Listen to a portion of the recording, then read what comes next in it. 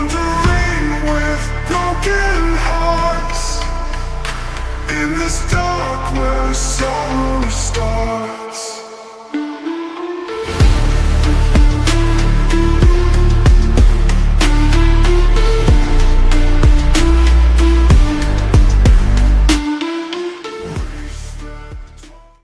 The moon hung low in the sky, a pale, ghostly orb shrouded by wisps of dark clouds that twisted and curled like tendrils of smoke.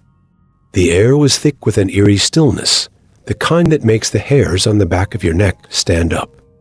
Not a single leaf rustled in the ancient oaks that stood tall like silent sentinels, their gnarled branches reaching out like skeletal fingers. The only sound was the occasional drip of moisture from the trees, as the evening dew collected and fell to the forest floor below.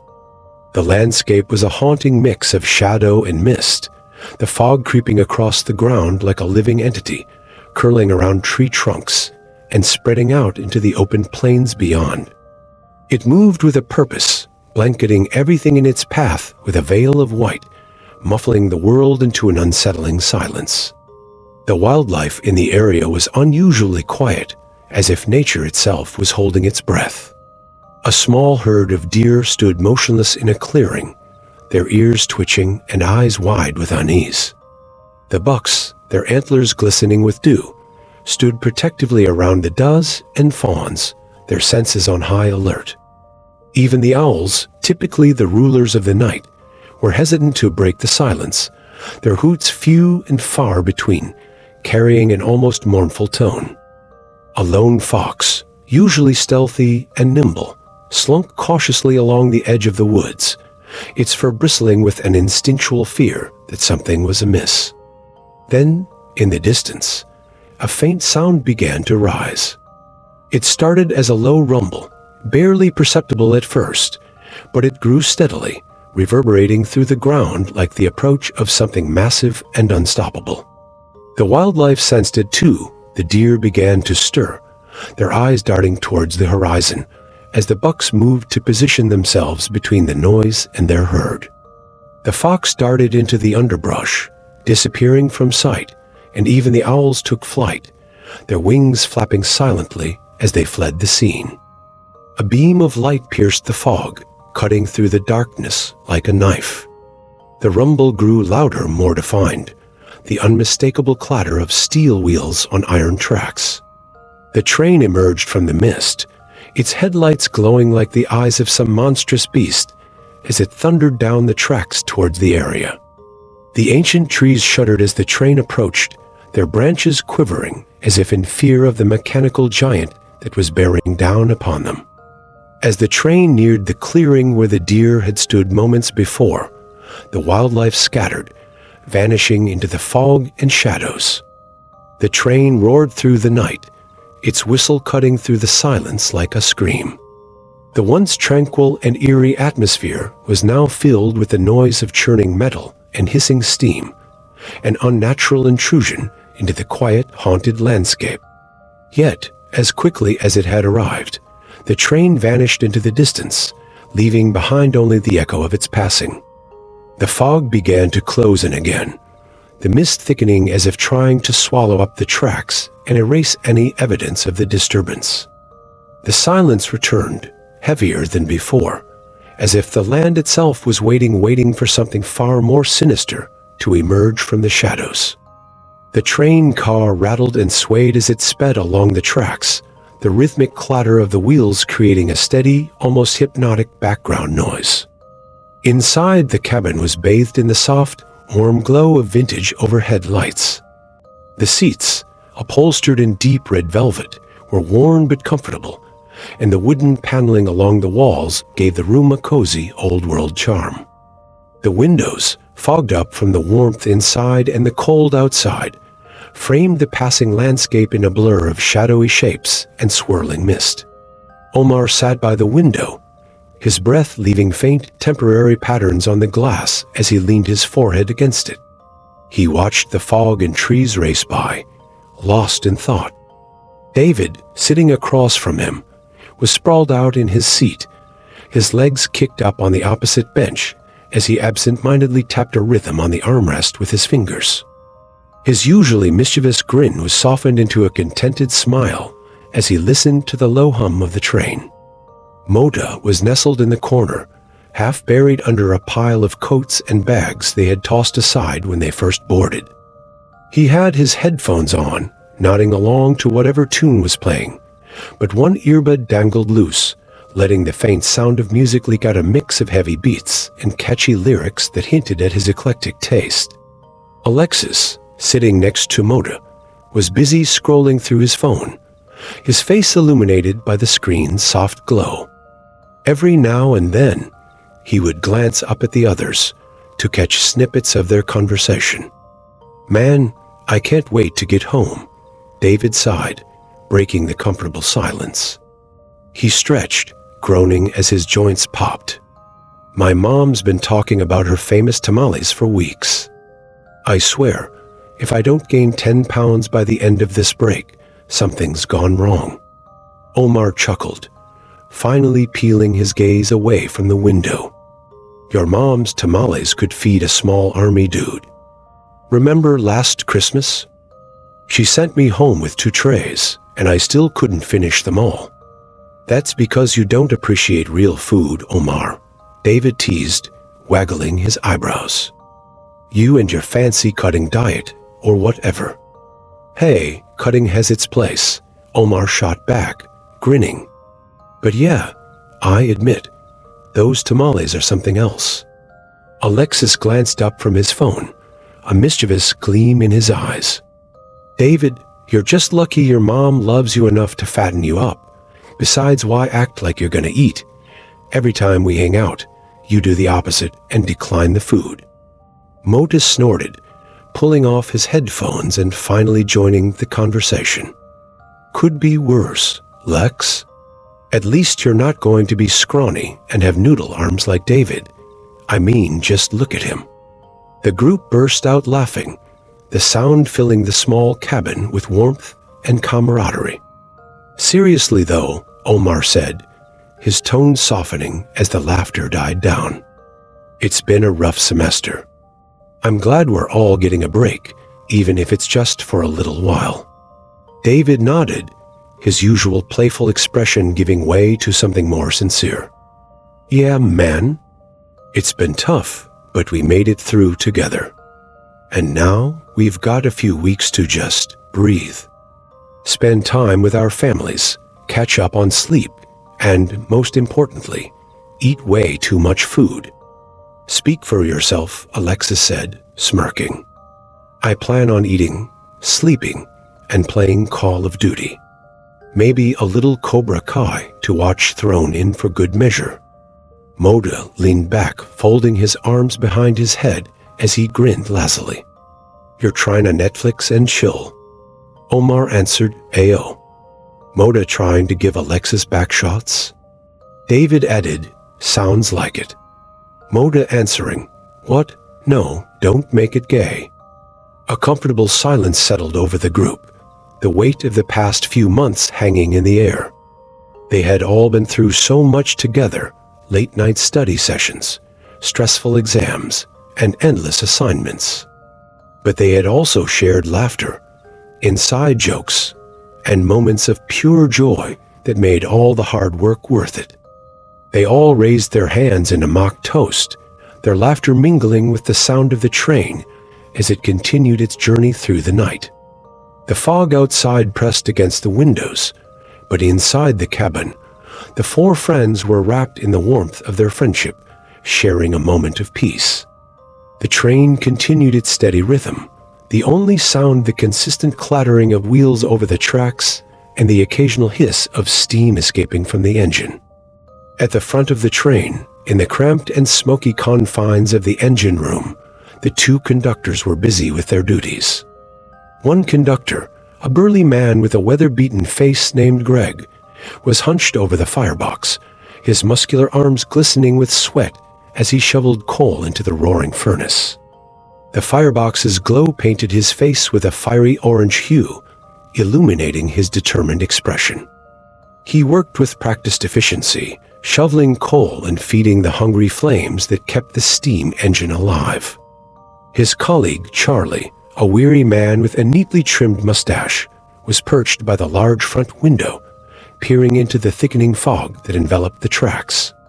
His eyes narrowed as he scanned the blurred landscape, trying to pierce through the dense mist.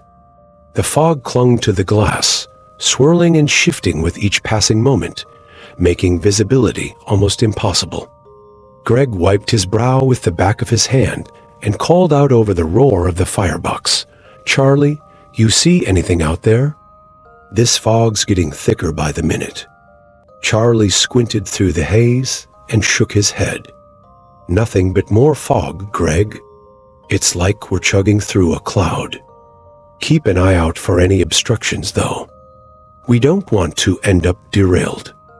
Just as he spoke, a strange, muffled noise reverberated through the train, like something scraping against metal or shuffling along the tracks.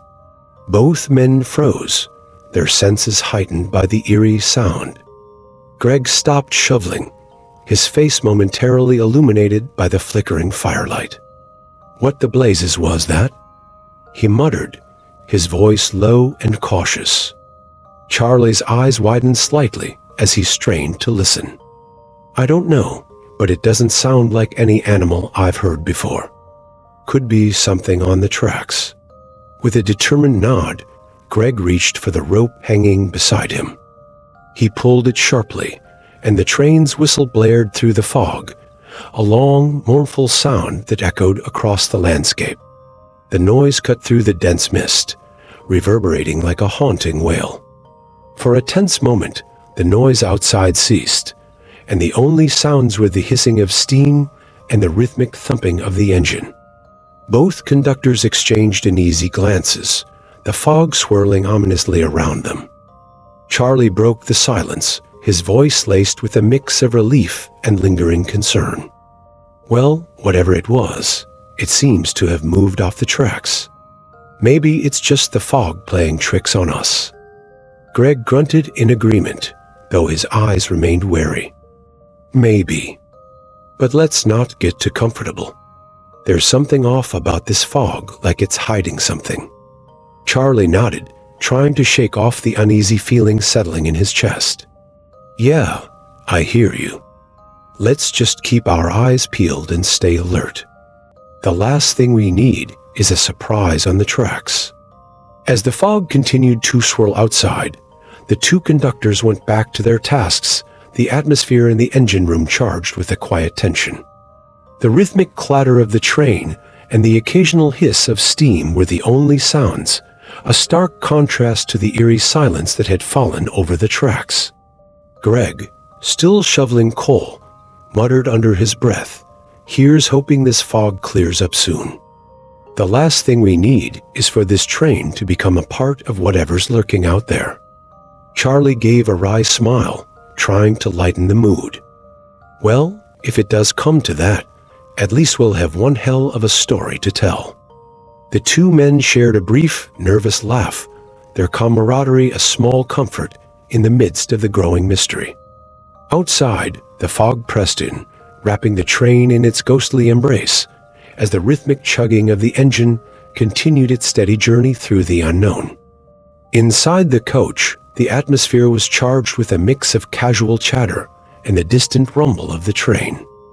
The rhythmic clanking of the train wheels against the tracks was almost soothing, a steady backdrop to their animated discussion. Alexis peered out the window, his face illuminated by the dim glow of the overhead lights. "Man, it is foggy out there," he observed, trying to peer through the thick, swirling mist that clung to the glass. Moda chuckled and nodded in agreement. "Yeah, props to the conductors. Navigating through this must be like driving blindfolded." Just then, the train lurched violently, a sudden and jarring movement that sent the friends sliding in their seats. The clatter of metal and the screech of the train's wheels against the tracks pierced the air, and the entire coach trembled under an unseen force. "What was that?" Omar asked, gripping the edge of his seat. His voice was tight with concern. David looked around with wide eyes, his face pale. Did we just hit something? That felt like a serious jolt. Before anyone could respond, the train jolted again, this time with a bone-shaking force. The sudden impact felt like a heavy blow against the coach, and a cacophony of sounds erupted as overhead compartments burst open, spilling personal belongings and luggage onto the floor. The entire coach began to tilt violently, causing the friends to brace themselves against the tilt. Mota, his face set with determination and fear, stood up, trying to steady himself as the floor slanted at an alarming angle. "I'm going to check outside," he shouted, his voice strained. He wrenched open the sliding door, and the dense fog outside seemed to envelop him, a swirling, suffocating blanket of white. Mota squinted into the murky darkness, but saw only the oppressive fog pressing against the windows, obscuring any view beyond a few feet. As Mota tried to get a clearer look, the train gave another wrenching lurch. The coach groaned and shuddered, metal screeching against metal as if in agony. The once steady rhythm of the train was replaced by a nightmarish series of violent jerks and shudders. The windows, now warped and smeared with grime, showed only a disorienting swirl of fog and darkness. Alexis, his eyes wide with panic, grabbed the back of a seat as the coach tilted dangerously. "We're going to fall off the tracks," he yelled, his voice cracking with fear. David, struggling to maintain his balance, shouted over the din, "Hold on.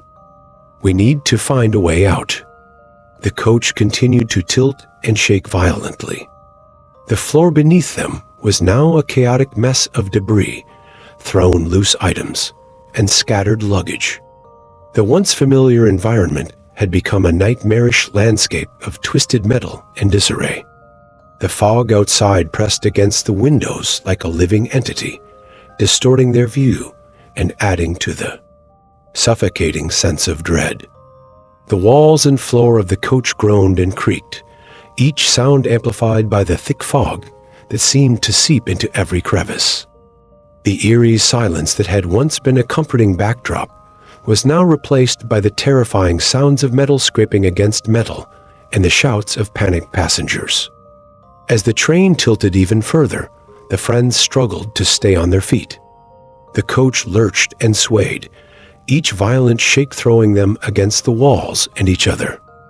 The noise of the impact was deafening, a relentless roar of destruction that filled their ears.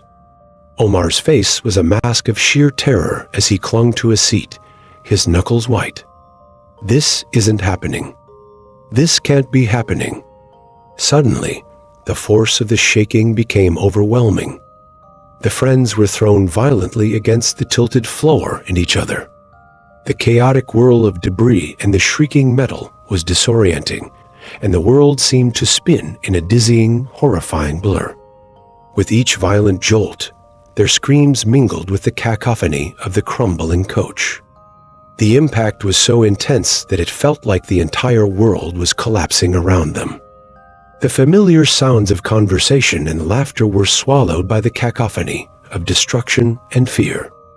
In the midst of the chaos, as the coach continued its violent, uncontrolled tilt, the friends were thrown against the walls and the debris-strewn floor. The overwhelming force of the train's final violent jerk sent them crashing to the ground, their bodies slamming into the wreckage and each other. One by one, they were overwhelmed by the unrelenting force of the chaos. The world spun out of control, and their cries of terror were abruptly cut off as the darkness closed in. The final, bone-jarring impact sent them into unconsciousness, leaving the wrecked coach and its occupants in a state of eerie silence, the fog outside pressing in like a suffocating shroud.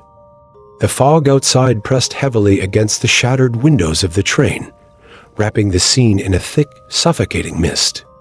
What had once been a steady, rhythmic journey was now a tableau of horror and destruction. In the aftermath of the catastrophic derailment, the train had become a twisted, grotesque ruin.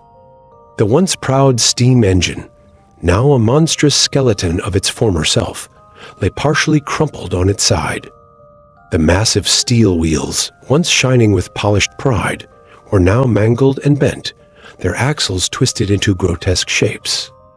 The firebox, once a fiery heart of the engine, was now a gaping maw of blackened metal and shattered glass.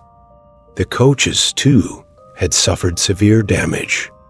The once sturdy compartments were now torn and crumpled, their walls buckling inward as if the very force of the impact had crushed them. The floors were strewn with debris-splintered wood, shattered glass, and scattered personal belongings. The ceiling panels had fallen in places, leaving gaping holes and exposing the internal workings of the train. The air inside was thick with the acrid smell of burning metal and the faintly sweet scent of spilled alcohol. The fog seeped through the broken windows and vents, swirling around in ghostly tendrils that seemed to writhe and twist in the dim light. Omar, David, Mota, and Alexis, now unconscious, lay amid the wreckage, their bodies battered and bruised. The once cozy confines of their coach were now a nightmarish landscape of chaos. The rhythmic clattering of the train wheels was replaced by the eerie creaks and groans of the twisted metal, punctuated by the occasional hiss of escaping steam. A few moments after the derailment, the fog outside seemed to pulse with a malevolent energy. The mists parted briefly, revealing the wreckage in stark, eerie clarity. The steam engine's massive wheels were partially buried in the dirt, their motionless form a grim monument to the disaster. The coaches lay scattered like broken toys, some overturned and others leaning precariously on their sides. The first sensation that returned to Omar was the pounding ache in his head, as though he'd been struck by a heavy blow. He groaned, trying to shift, only to be met with a crushing weight that held him down. Blinking groggily, he tried to make sense of his surroundings, but everything was a disorienting blur of dark shadows and twisted metal. A muffled groan from nearby snapped him out of his daze. "Omar? Is that you?" David's voice, strained and hoarse, cut through the haze. Omar's eyes adjusted slowly, revealing the overturned coach, now a nightmarish landscape of crumpled seats, broken glass, and scattered debris. "David, Mota, Alexis," Omar called weakly, his voice hoarse. "Are you guys okay?" Mota's head popped up from under a heap of wreckage. He winced in pain, trying to sit up, and glanced around. "I feel like I've been hit by a freight train." "Where's Alexis?" Alexis's groan came from beneath a tangle of metal. He managed to push aside some debris and looked up, his face pale and dirty. "I'm here. Just really sore." The coach was now a chaotic jumble of metal and fabric, having flipped over during the derailment. The once vertical sliding door was now where the roof should have been, high above them, adding a layer of surreal horror to the scene. The flickering, dim light from a single exposed bulb added to the oppressive atmosphere, casting grotesque shadows across the twisted wreckage. David, wincing as he moved, looked around at the overturned coach. "We need to get out of here. This place is a tomb."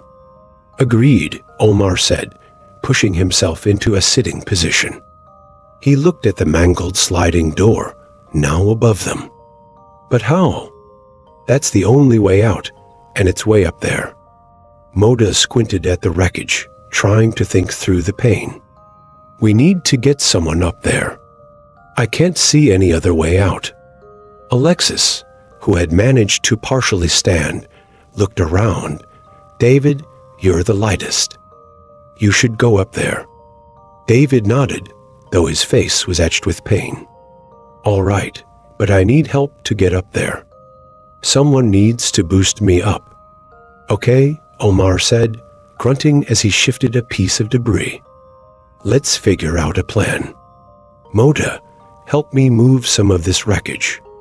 Alexis, get ready to lift David." The friends, despite their injuries, began working together with a shared sense of urgency. Omar and Mota worked to clear the area around the base of the sliding door, pushing aside twisted metal and broken seats. The fog that had seeped inside added to the suffocating atmosphere, making each breath feel labored and heavy. David, wincing but determined, positioned himself against the makeshift platform they had created from the wreckage. "Ready when you are," he said. Alexis nodded, taking a deep breath. "On 3, we lift." Omar and Mota braced themselves as Alexis positioned himself beneath David. 1, 2, 3. With a collective grunt, they heaved David upward. The coach's mangled remains creaked ominously as they moved, adding to the sense of impending doom. David struggled to maintain his balance as he was lifted towards the sliding door, his face contorted with effort and fear.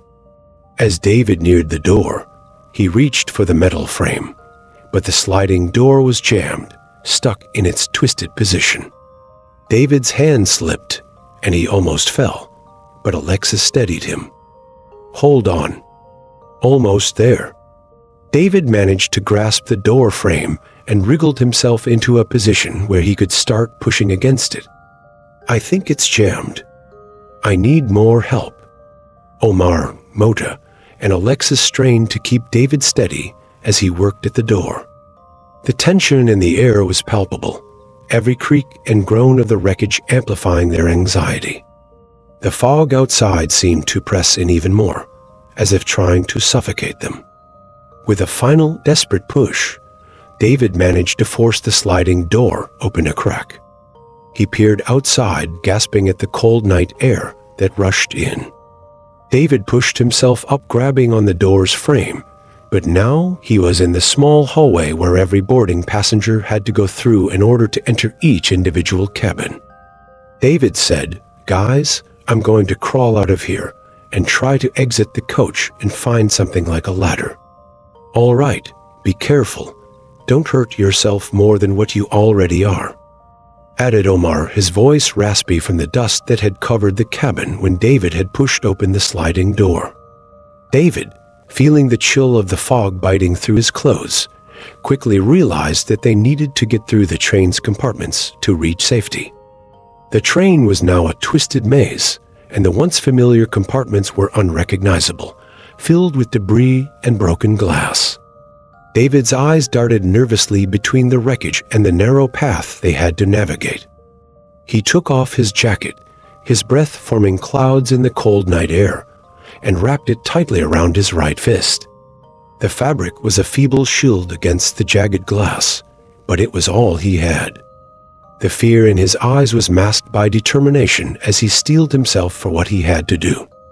David glanced back at his friends, their faces illuminated by the eerie, dim light filtering through the fog. Omar, Mota, and Alexis watched anxiously, their own injuries making their concern palpable. "David, are you sure about this?" Omar asked, his voice trembling slightly. "What if it's dangerous out there?" David's jaw tightened. "We don't have much of a choice. We need to get through these compartments to get to the other side. We can't stay here." Taking a deep breath, David positioned himself in front of a shattered window. The glass was a mix of sharp, jagged edges and splintered shards, reflecting the dim light in a disorienting dance of shadows and glints. The fog outside pressed against the glass, adding to the sense of eerie confinement. He clenched his wrapped fist and swung with all his might. The impact was a sickening crunch, followed by a sharp, jarring pain that shot up his arm. Shards of glass sprayed outward with a deafening crash, some of them embedding into the wreckage around him. David grunted in pain, but didn't falter, his determination pushing him forward despite the stinging agony. The compartment was dark and suffocating, filled with the acrid smell of burnt rubber and spilled chemicals. The dim light from the broken window barely penetrated the gloom, casting long, ominous shadows. David's heart pounded in his chest, each beat echoing in his ears as he cautiously stepped into the debris-strewn space. "David, are you okay?" Alexis's voice came through the haze, concern evident. "What's it like out there?" Peering through the opening, David saw the ground far below, shrouded in a thick, impenetrable fog. The descent looked treacherous. Jagged shards of metal and twisted debris littered the area around the train, making the jump even more daunting. His heart raced as he took in the scene, each beat a pounding reminder of the danger. "All right, guys, I'm going out," David called back to Omar, Mota, and Alexis. His voice was steady, but the tremor in it betrayed his anxiety. "I need to find a way to get us out of this mess." Omar's voice followed, strained with worry. "Be careful, David. We don't know what's out there." David gave a determined nod, even though they couldn't see him clearly through the fog. He braced himself, took a deep breath, and carefully climbed out of the overturned coach. The fog seemed to close in around him, muffling all sounds and making the surroundings feel eerily silent. The ground looked distant and unforgiving. He crouched at the edge of the wreckage, his gaze fixed on the area below. His breath came in ragged gasps, his mind racing as he mentally prepared for the jump. With a final glance at the coach's windows, he stepped into the void, feeling a surge of adrenaline. David landed awkwardly on the ground, the impact jarring and painful as he stumbled and tried to regain his balance. The fog pressed in around him, and the landscape was barely visible, shrouded in an oppressive gloom. He looked around, searching for any sign of a way out, something to help them climb back up or navigate through the dense forest. The forest seemed to breathe around him, a symphony of distant, haunting sounds that made David's skin crawl. Twigs snapped somewhere in the darkness, and the rustle of leaves gave a sense of foreboding. The fog wrapped itself around the trees, twisting them into nightmarish shapes. "Come on, there's got to be something," David muttered to himself, his voice barely audible over the eerie silence. He scanned the area, his flashlight cutting through the fog in sharp, wavering beams. Each shadow seemed to hide something menacing, each movement in the mist a potential threat. As he walked through the debris-strewn area, he spotted something, a long metal ladder half buried in the wreckage. His heart leaped at the sight, a glimmer of hope in the desolate scene. He hurried over, brushing away the debris and pulling the ladder free. It was bent and battered, but still usable. David dragged the ladder over to the overturned coach, his breath coming in labored gasps. The ladder was heavy, its metal frame clinking and clattering as he moved. He positioned it carefully against the wreckage, the fog swirling around him like a living entity. Once the ladder was in place, he climbed up, each rung feeling precarious and unstable. His hands were cold and sweaty, his grip slipping occasionally as he made his way back to the coach. As he reached the top, he peered inside, seeing Omar, Mota, and Alexis watching him anxiously. "All right, I've got the ladder." David pulled the ladder up towards him, and once he had it completely up with him, he slowly stepped back into the coach's hallway and slowly got the ladder down to his friends. David called down, his voice echoing in the confined space. "You guys can start coming up one by one." Omar, Mota, and Alexis began to climb, each movement slow and cautious. The fear and tension were palpable as they climbed upwards, their faces illuminated by the dim light filtering through the fog. Each step seemed to take an eternity, the sense of dread growing with every moment. Once they were all safely on the ground, David let out a sigh of relief, though his relief was short-lived. The fog continued to press in around them, the darkness thick and suffocating. They stood together, their faces illuminated by the flashlight, as they looked around at the twisted, eerie landscape. "What now?" Alexis asked, his voice shaking with apprehension. "We need to find help." David glanced around, his expression grim. "We need to stay together and find a way out of here. We don't know what's lurking in this fog, and we can't afford to split up." The friends nodded in agreement, their fear evident in their eyes. The fog seemed to close in around them. Of isolation and fear was overwhelming, making each moment feel like an eternity as they scavenged the area for anything to help them. The wreckage of the train lay around them like a twisted maze, the once orderly rows of coaches now scattered and broken. The eerie silence was punctuated by distant, unsettling sounds from the forest rustling leaves, distant animal calls, and the occasional snap of a twig. "We need to search the wreckage for anything useful," David said, his voice steady despite the underlying anxiety. "Flashlights, medkits, weapons, anything we can use to protect ourselves." Omar nodded, his face pale but determined. "Agreed. Let's start with a cargo coach. It might have supplies." The friends split up, carefully making their way through the wreckage. David, Omar, Moda, and Alexis each picked their path, navigating through the twisted metal and shattered glass with careful steps. David rummaged through a broken passenger coach, his flashlight revealing scattered luggage and personal belongings. He found a small first aid kit, a few cans of food, and a flashlight with a flickering beam. He tucked these items into his pockets and a few items he carried in his hands, feeling a grim satisfaction at having found something useful. Omar and Moda, meanwhile, were sifting through a derailed cargo coach. Moda found a machete, its blade rusty, but still sharp. He showed it to Omar, who nodded approvingly. This could come in handy. It's better than nothing.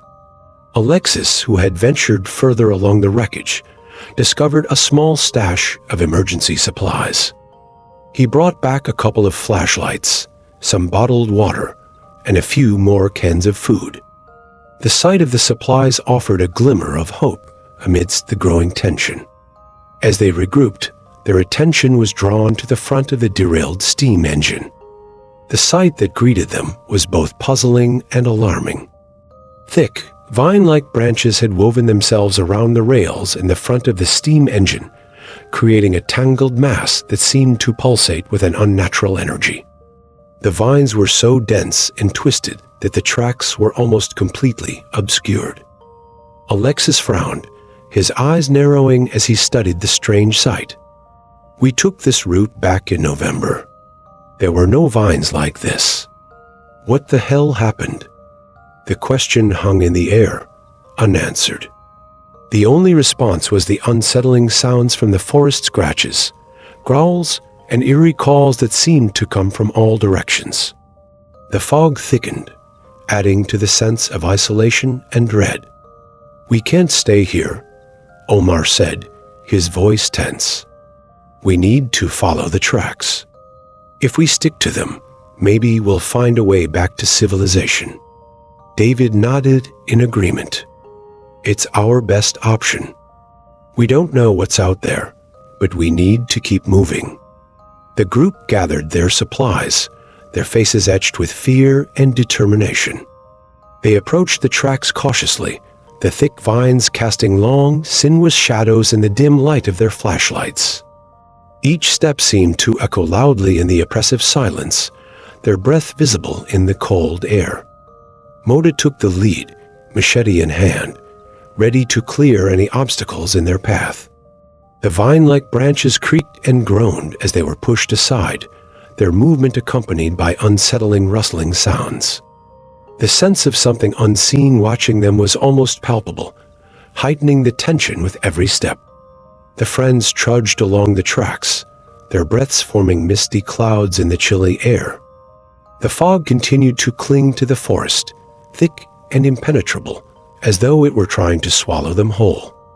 Each step was punctuated by the crunch of leaves and debris beneath their feet, the eerie silence of the forest occasionally broken by distant, unsettling sounds. Suddenly, the friends stopped, their senses on high alert. The sound of footsteps came from the tree line, each step heavy and deliberate. They exchanged uneasy glances, their flashlights slicing through the fog as they tried to pinpoint the source of the sound. "Did anyone else hear that?" David asked, his voice barely above a whisper. His flashlight flickered nervously, casting long, dancing shadows on the ground. "I heard it," Mota confirmed, his grip tightening on the machete. "It sounded like someone or something was following us." Omar furrowed his brow, his skepticism evident. "It's probably just an animal. We're in the middle of the woods, remember? There's wildlife everywhere." David nodded but added, "Yeah, but there's something off about it. It feels like we're being watched. It's just a weird feeling I can't shake." Alexis, who had been scanning the trees with a growing sense of unease, shivered. "Whatever it is, it's close. Maybe we should keep moving. We don't want to get caught out here." They resumed their trek, but the unsettling sound of footsteps seemed to continue, shifting and echoing through the dense fog. Each time they stopped to listen, the noise would cease, leaving them in a tense silence. Minutes turned into what felt like hours as they followed the tracks, their focus divided between the mysterious sounds and their path. The fog thickened, wrapping around them like a shroud, and the forest seemed to close in with every step. David, still uneasy, squinted ahead, his flashlight casting eerie beams into the dense fog. "Do you guys feel like something's not right?" Omar shrugged, though his face betrayed a flicker of concern. "We're just paranoid. It's probably nothing."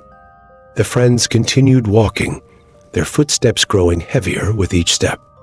The fog pressed in around them, making the forest seem endless and disorienting. As they navigated the tracks, they failed to notice that the path ahead split into two diverging branches, one leading to the right and the other to the left. The tracks were barely visible beneath the fog and debris. The friend group kept walking left, following the track, never seeing nor realizing there was two paths. As the friends continued down the left branch, the footsteps seemed to fade into the distance, leaving only the haunting sound of their own footsteps and the distant rustling of leaves. The eerie silence of the forest weighed heavily on them, each shadow and movement in the fog adding to their growing sense of unease. The friends were so absorbed in the feeling of being watched that they didn't realize they had taken the wrong path. The tracks stretched ahead, twisting through the dark forest, their journey now taking them deeper into the unknown. David, glancing back at his friends, tried to push away the growing sense of dread. "We should have seen signs of civilization by now. I hope we're still on the right track." Omar's face was set in grim determination. "We'll be fine. Just keep moving. We'll find our way." But the forest seemed to close in around them, the fog swallowing their path and making the journey feel more like a descent into an ever-tightening nightmare. The eerie sounds of the forest grew louder, with the unsettling silence and a sense of horror and isolation. The friends trudged through the fog, their exhaustion and frustration growing with each step. The dense mist that had cloaked the forest began to thin, revealing a dim, eerie light filtering through the trees. The fog's retreat offered a sliver of hope, but the forest remained a maze of twisted shadows and unsettling silence. "I don't think we're getting anywhere," David said, his voice tinged with frustration. He wiped his brow, his breath coming in heavy puffs as he scanned the forest for any signs of a way out. "It feels like we've been walking in circles." "Yeah, this fog is messing with our sense of direction," Mota replied, trying to peer through the thinning mist. His machete, though a comforting weight in his hand, felt inadequate against the growing sense of dread. Alexis, walking slightly ahead, suddenly stopped and squinted through the fog. "Hey, look up ahead. Is that a building?" The others followed his gaze and saw what looked like the silhouette of a structure emerging from the fog. It was a small, dilapidated building, its outline barely visible against the misty backdrop. The once clear lines of a station or small house were now obscured by years of neglect. Its windows were broken, and the roof had partially collapsed. Omar's eyes widened with a mix of relief and suspicion. Finally, something. Let's check it out. Maybe there's a phone or something we can use to call for help. The friends approached the building cautiously, their footsteps crunching on the debris-strewn ground. The door, hanging slightly ajar, creaked ominously as they pushed it open and stepped inside. The air was stale and musty, filled with the scent of decay. Dust danced in the weak beams of light filtering through the broken windows. Inside, the building was eerily quiet. Shadows clung to the corners, and the silence was only broken by the occasional drip of water from the ceiling. The friends split up, each one searching for anything that might help them. David and Mota went towards what appeared to be an old desk, rifling through drawers and papers in search of a phone or any useful items. "This place is a mess," David muttered, tossing aside a pile of moldy documents. "I don't even know if we'll find anything useful." Meanwhile, Omar and Alexis checked the small kitchenette, their footsteps echoing off the cracked tiles. "Hey, Omar," Alexis called out, his voice reverberating through the empty space. "Do you think we can find something here?" Omar was examining a rusty cabinet when Alexis stubbed his toe on a hidden object. He winced and let out a startled yelp, hopping on one foot. "Damn it!" Alexis exclaimed, rubbing his toe. There was something on the floor here. He crouched down and began to clear away some debris. As he did, his hand brushed against something metallic. His eyes widened as he uncovered a small, dusty Glock lying on the floor. He picked it up cautiously, his fingers trembling as he examined it. "Guys, look at this," Alexis said, holding up the gun. "I found a Glock. It's a bit rusty, but it might still be useful." Omar, who had joined him, took the gun and examined it with a furrowed brow. Where did this come from? There's no telling if it's even loaded. Alexis pressed the button on the side of the Glock and the mag slid out. Alexis grabbed the mag. "Oh, it's loaded all right." Omar responded, "Keep safety on that thing and hide it just in case." Alexis proceeded to hide the Glock in his jacket's right pocket. As they continued their search, David's voice broke through from the other room.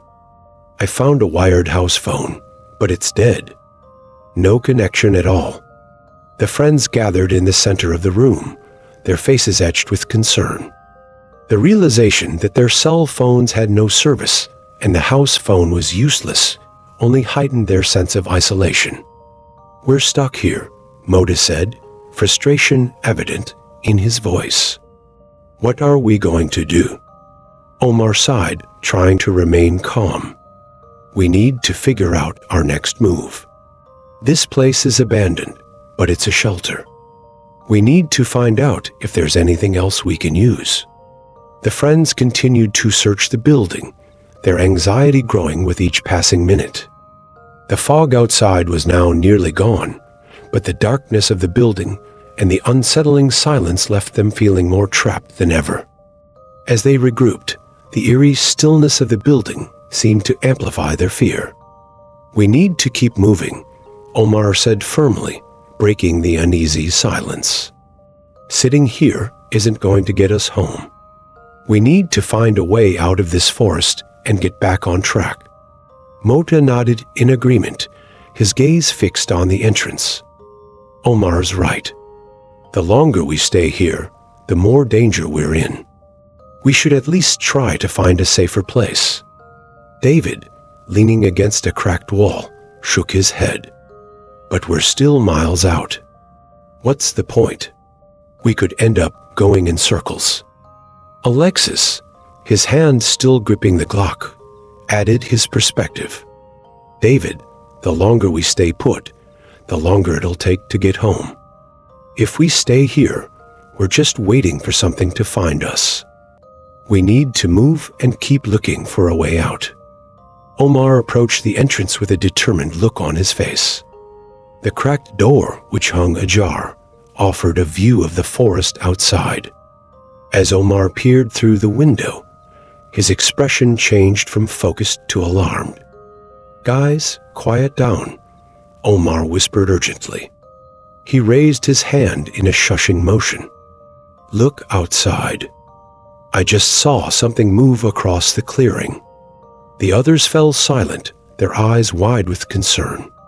The atmosphere inside the building became even more oppressive as they strained to listen.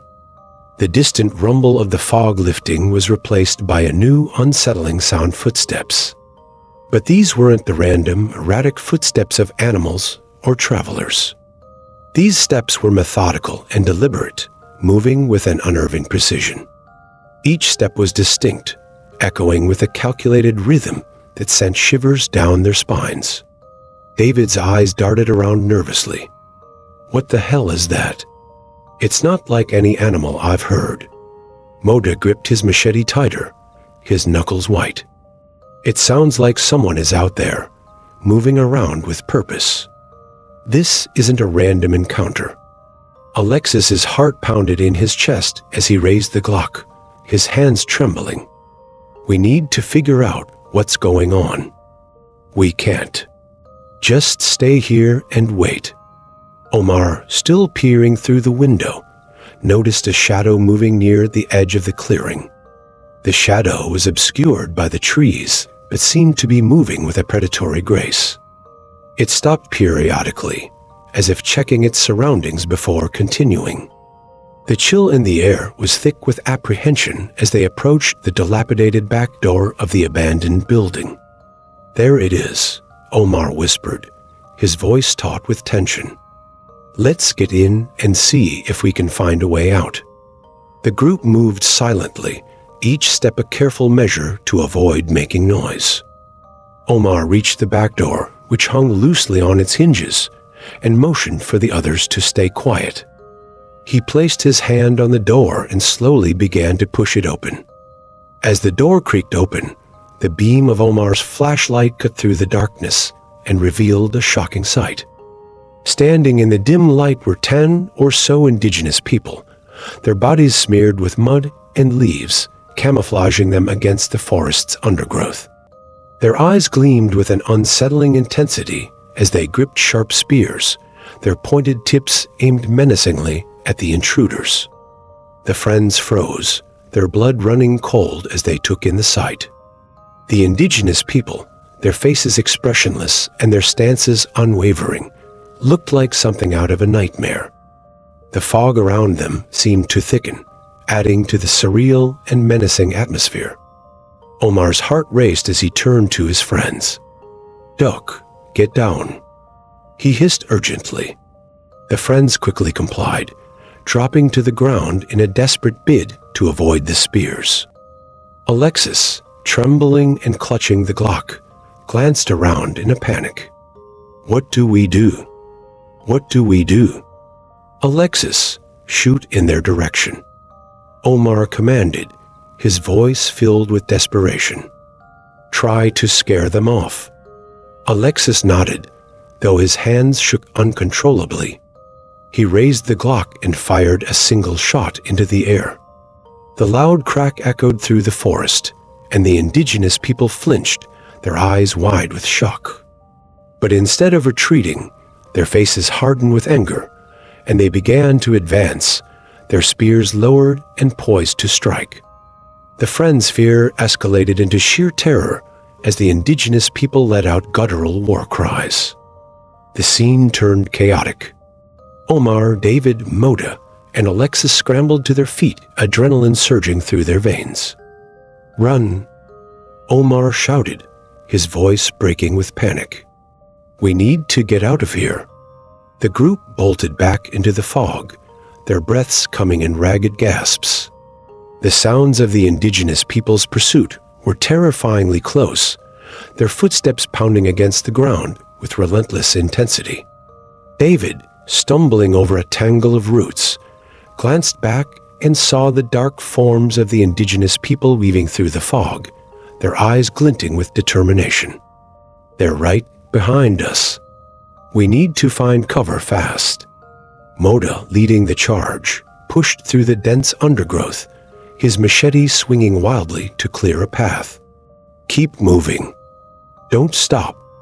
The friends ran through the forest, their breaths ragged, hearts pounding as the fog swirled around them like a shroud. The cries of the indigenous people echoed behind them, guttural growls and eerie screams that sent chills down their spines.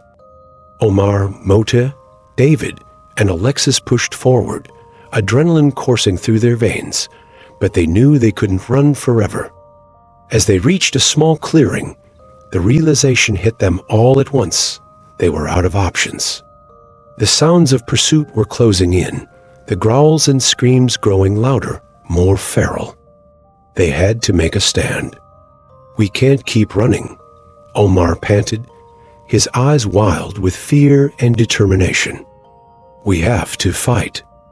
Moda tightened his grip on the machete, his knuckles white. "We fight, or we die." Alexis checked the Glock, his hands shaking but resolute. "There's no other choice. We fight." David, breathing heavily, glanced at the others, fear etched across his face. "Let's do this. Together." They formed a loose circle, backs to one another, scanning the trees for any sign of movement. The fog seemed to thicken, the forest closing in around them, turning the clearing into a claustrophobic battleground. The silence was deafening, the anticipation stretching into a tense, suffocating moment. Then, from the shadows, the first figure appeared, a man covered in mud and leaves, his eyes burning with a primal rage. He let out a roar and charged forward, spear raised high. Moda was the first to react, swinging his machete with all his strength. The blade met the spear with a loud clang, sparks flying as wood met steel. The force of the blow knocked the man back, but more were coming, emerging from the fog like ghosts. Omar braced himself as another attacker lunged at him. He dodged the spear thrust and delivered a hard punch to the man's stomach, the impact reverberating through his knuckles. The man grunted, doubling over, but Omar didn't have time to follow up. Another figure was already upon him. David found himself grappling with a mud-covered assailant, the two of them locked in a brutal struggle. He managed to block a punch and delivered a knee to the man's groin, causing him to howl in pain. But the man was relentless, swinging his spear like a club, forcing David to duck and weave to avoid being struck. Alexis, trying to keep his hands steady, aimed the Glock at an approaching figure. He fired, the gunshot echoing through the clearing. The bullet hit its mark, and the man crumpled to the ground, but there was no time to dwell on it. Another attacker was already charging at him, spear thrusting toward his chest. Alexis fired again, the shot going wide as the attacker veered to the side. The man closed the distance quickly, knocking the Glock from Alexis's hand with a powerful swipe. Alexis barely had time to react before the man was on him, tackling him to the ground. They wrestled in the dirt, the man's hands closing around Alexis's throat. Omar, seeing Alexis in trouble, fought his way through the chaos, landing a series of punches and kicks on his assailant before shoving him away. He reached Alexis and yanked the attacker off him, throwing the man aside with all his strength. Moda was in a deadly dance with two attackers at once, his machete flashing through the air as he parried their spear thrusts. He managed to land a brutal slash across one man's chest, sending him staggering back, but the second attacker was quick, his spear jabbing forward and grazing Moda's side. Moda gritted his teeth against the pain and retaliated with a vicious swing that caught the man in the shoulder, the blade biting deep. David was grappling with another attacker, his fists flying as he fought for his life. He landed a solid punch to the man's jaw, the impact sending a jolt of pain through his hand. The man stumbled, and David seized the opportunity, grabbing the spear and using it as a makeshift weapon to fend off another attacker. The fight was chaotic, a blur of violence and desperation. The friends fought with everything they had, driven by fear and the primal instinct to survive. Every punch, every swing of the machete, every gunshot was fueled by the knowledge that this was a battle for their lives.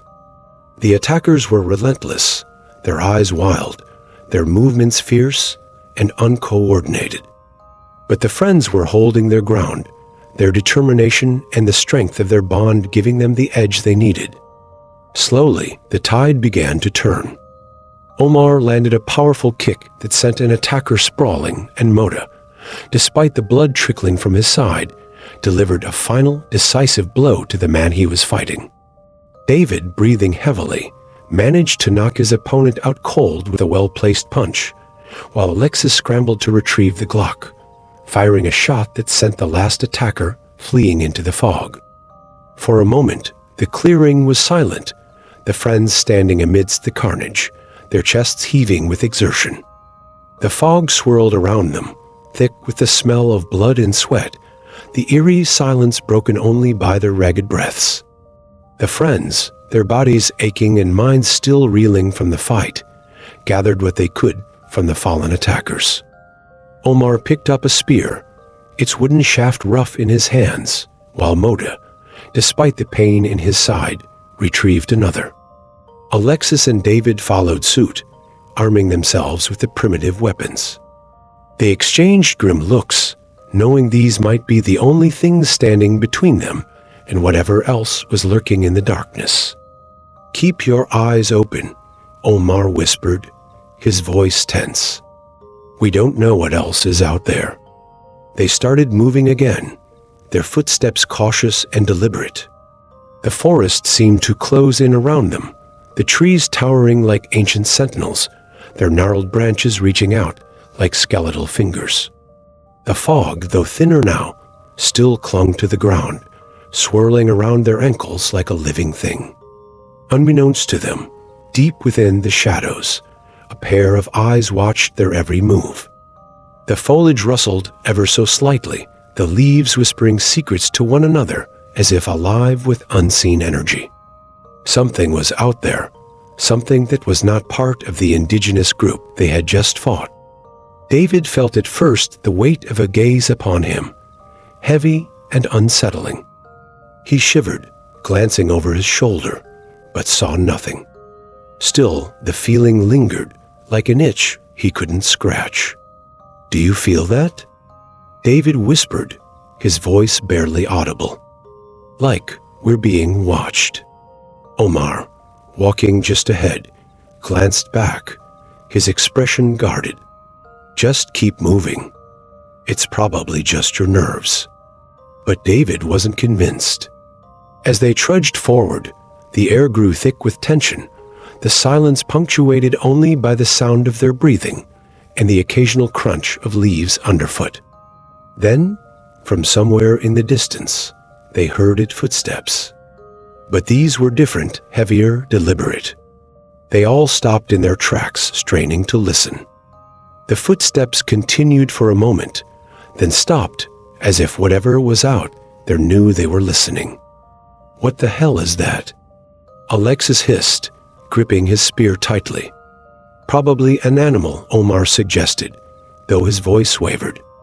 David squinted into the darkness, his heart hammering in his chest.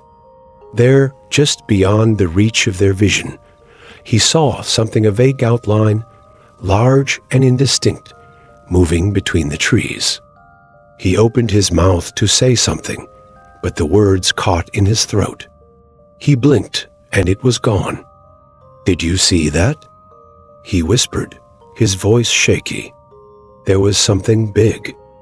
Mota frowned, glancing in the direction David was pointing. "You sure?" "Could have just been a shadow." David swallowed hard, trying to shake off the feeling of dread settling over him. "Yeah, maybe. Let's just keep moving." They pressed on, but the unease gnawed at them, a cold pit in their stomachs. The footsteps didn't return, but the forest felt alive, the very air humming with tension. Every rustle of leaves, every snap of a twig, set their nerves on edge. As they walked, David's mind was elsewhere, replaying the glimpse he thought he saw. Was it real, or was it just his imagination running wild? He barely noticed where he was stepping until it was too late.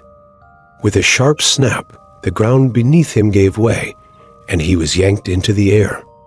The world flipped upside down, and before he knew it, he was hanging several feet above the ground, caught in a snare. "David!" Alexis shouted, rushing to his side. David dangled from the tree, his leg caught in the crude rope trap, his heart racing. The blood rushed to his head, making him dizzy as he swayed back and forth like a pendulum. "Help me! Get me down!" David shouted, panic creeping into his voice. Omar and Moda were at his side in an instant, inspecting the trap. It was simple but effective, a looped rope attached to a bent sapling, designed to snap up anything that stepped into it. They worked quickly, trying to untie the knot, but the rope was tight, and the tree's tension made it difficult. "Hurry," David urged, glancing around wildly. "I don't want to be hanging here if that thing comes back."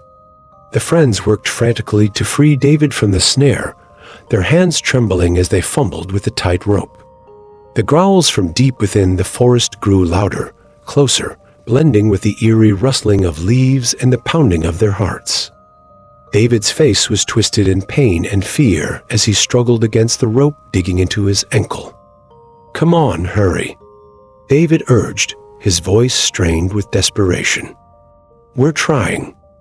Omar snapped, his hands shaking as he tried to untangle the knot. Sweat beaded on his forehead, mixing with the grime of the forest. Suddenly, the sound of moving foliage, soft at first, began to grow louder. The friends froze, their eyes widening in terror as they realized the noise was coming closer. They weren't alone. Alexis's breath caught in his throat. "Do you hear that?" he whispered, his voice barely audible over the rustling. "More of them," Mota muttered, his eyes darting toward the surrounding darkness.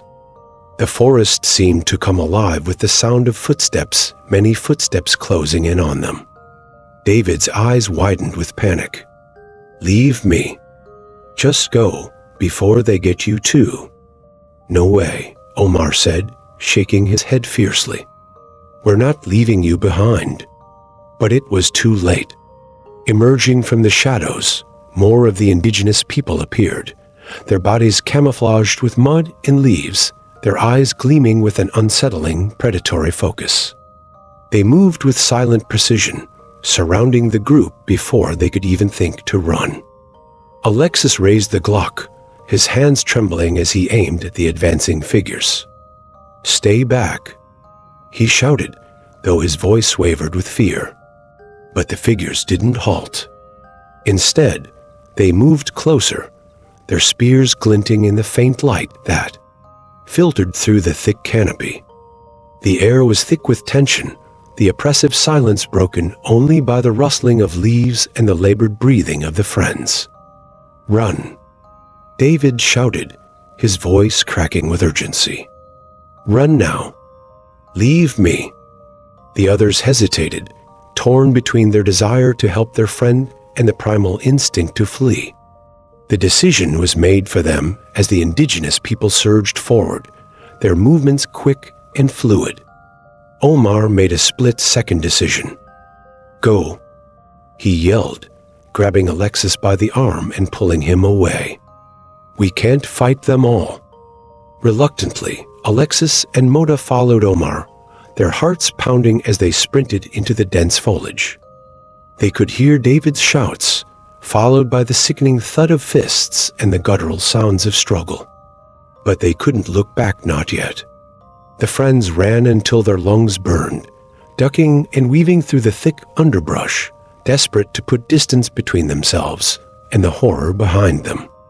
They stumbled upon a cluster of large rocks, where they crouched, catching their breath.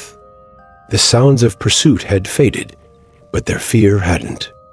"We have to go back," Alexis panted, his voice thick with emotion. "We can't leave him." Mota nodded, his face pale. "They're going to kill him if we don't do something." Omar, though visibly shaken, nodded in agreement. "We'll circle back. But we have to be quiet. If they see us, we're dead." Cautiously, they made their way back, every step measured and silent. The forest was eerily quiet, as if holding its breath in anticipation. They followed the faint sounds of movement, creeping closer until they could see the figures ahead. David was no longer in the snare. He was on the ground, surrounded by the indigenous people.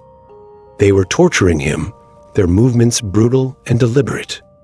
They struck him with the blunt ends of their spears, their faces emotionless as David cried out in pain. The friends' stomachs churned with fear and helplessness as they watched, hidden among the trees. Omar clenched his fists, his knuckles white. "We have to do something," Mota whispered, his voice trembling. But what could they do? There were too many of them, and they were unarmed except for the Glock and a few makeshift spears. They couldn't risk a direct confrontation. They had to be smart, strategic. The group continued to watch as the indigenous people, having subdued David, began to drag him away into the deeper, darker parts of the forest. His screams echoed through the trees, growing fainter with each passing second. "We can't let them take him," Alexis whispered fiercely. "We can't." Omar nodded, determination hardening his features. "We'll follow them slowly, quietly. We'll find a way to get him back." With their hearts heavy and minds racing, the friends began their grim pursuit, slipping silently through the trees. The air was thick with tension, every sound amplified in the oppressive silence. The forest around them seemed to shift and change, the shadows deepening, as if the very world itself was conspiring against them. The three friends moved silently through the dense underbrush, their eyes locked on the group of indigenous people ahead, who dragged David along the forest floor. The tension was palpable, each footstep carefully placed to avoid making a sound, their breathing controlled and shallow. The forest around them seemed to close in, the trees towering ominously, their branches like skeletal fingers reaching for the sky. As they crept forward, something unsettling began to happen. Mota was the first to notice, his eyes widening as he watched the vines on the ground begin to shift and writhe like serpents. The movement was subtle at first, almost imperceptible, but then the vines started to slither across the forest floor, coiling around rocks and tree roots as if alive. "Do you see that?" Mota whispered, his voice barely audible, but laced with fear. Omar nodded, his face pale. "Yeah, I see it. This place is wrong." The grass beneath their feet began to ripple, as if the very earth was breathing, exhaling and inhaling with a slow, rhythmic pulse. The sensation was nauseating, the ground seeming to undulate beneath them, throwing off their balance and heightening their sense of unease. "I feel like we're being watched," Alexis muttered, his eyes darting around the darkened forest, every shadow a potential threat. Just as the words left his mouth, they caught a glimpse of something that made their blood run cold. A rock, massive and ancient, shifted in the corner of their vision. At first, they thought it was a trick of the light, but then they saw it again. The rock seemed to move, almost imperceptibly, as if it had a mind of its own. "That rock, did it just move?" Omar asked, his voice trembling. "Yeah," Alexis replied, his throat tight with fear. "But we can't worry about that now. We have to keep going." Despite the terror gnawing at their insides, the friends pressed on, following the indigenous people deeper into the forest. The journey felt endless, their surroundings growing stranger and more oppressive with each step. The trees seemed to lean in closer, their gnarled branches casting twisted shadows that danced in the dim light. Finally, after what felt like hours of tense, silent pursuit, they emerged into a clearing. The sight before them took their breath away. Before them stood the ruins of what had once been a grand castle, now crumbled and overtaken by nature. Thick vines and foliage covered the stone walls, twisting and wrapping around the structure like a suffocating embrace. The ancient castle, now reduced to a haunting relic of the past, was a labyrinth of crumbling towers and archways, cloaked in the shadow of the dense canopy above. But what struck them most was the civilization of indigenous people that had made this place their home. There were dozens, maybe hundreds of them, moving about the ruins with a quiet, eerie efficiency. Some tended to fires, while others sharpened weapons or carried out tasks that seemed almost ritualistic. An entire civilization. Moto whispered in awe, his voice barely above a breath. "How are we supposed to get in there?" Omar asked, his voice tight with tension. "We're outnumbered, and who knows what else is lurking around here." "We don't have a choice," Alexis replied, his tone resolute despite the fear in his eyes. "We have to find a way to save David." They crouched behind a cluster of large rocks, their minds racing as they tried to devise a plan. The castle ruins were vast, with multiple entrances, but each one was guarded by vigilant sentries, their sharp eyes scanning the surroundings. The air was thick with the smoke of cooking fires and the sound of distant chanting, a rhythmic, almost hypnotic sound that sent chills down their spines. "We need a distraction," Omar whispered, his eyes scanning the area. "Something to draw them away, even for just a moment." Mota nodded, his mind racing. "Maybe we can set a small fire on the opposite side of the camp, away from where they're holding David. That might give us enough time to slip in." "And what if they don't fall for it?" Alexis asked, his voice barely a whisper. "We could be walking right into a trap." "We don't have any other options," Omar said, his voice firm. "We have to try." The three friends exchanged tense glances, their fear palpable. The weight of the situation pressed down on them, the knowledge that one wrong move could mean death for all of them. But they couldn't abandon David, not after everything they'd been through. "Okay," Alexis said, taking a deep breath to steady himself. "Let's do this." As they prepared to make their move, the forest around them seemed to grow even more alive, the vines slithering and the ground shifting beneath them. The sense of being watched was overwhelming, as if the very forest itself was a sentient being, observing their every move with malicious intent. The trio of friends crept silently along the perimeter of the ruined castle, their hearts racing with a mixture of fear and determination.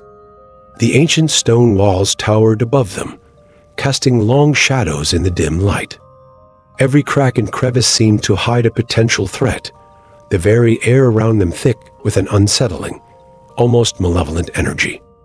As they scouted for a potential entrance, they soon found themselves standing at the edge of a cliff. The ground dropped away sharply, revealing a dizzying drop into the dark abyss below. The sheer rock face was jagged and treacherous, offering no safe passage down. The cliff wrapped around the side of the ruins, making any approach from that angle impossible.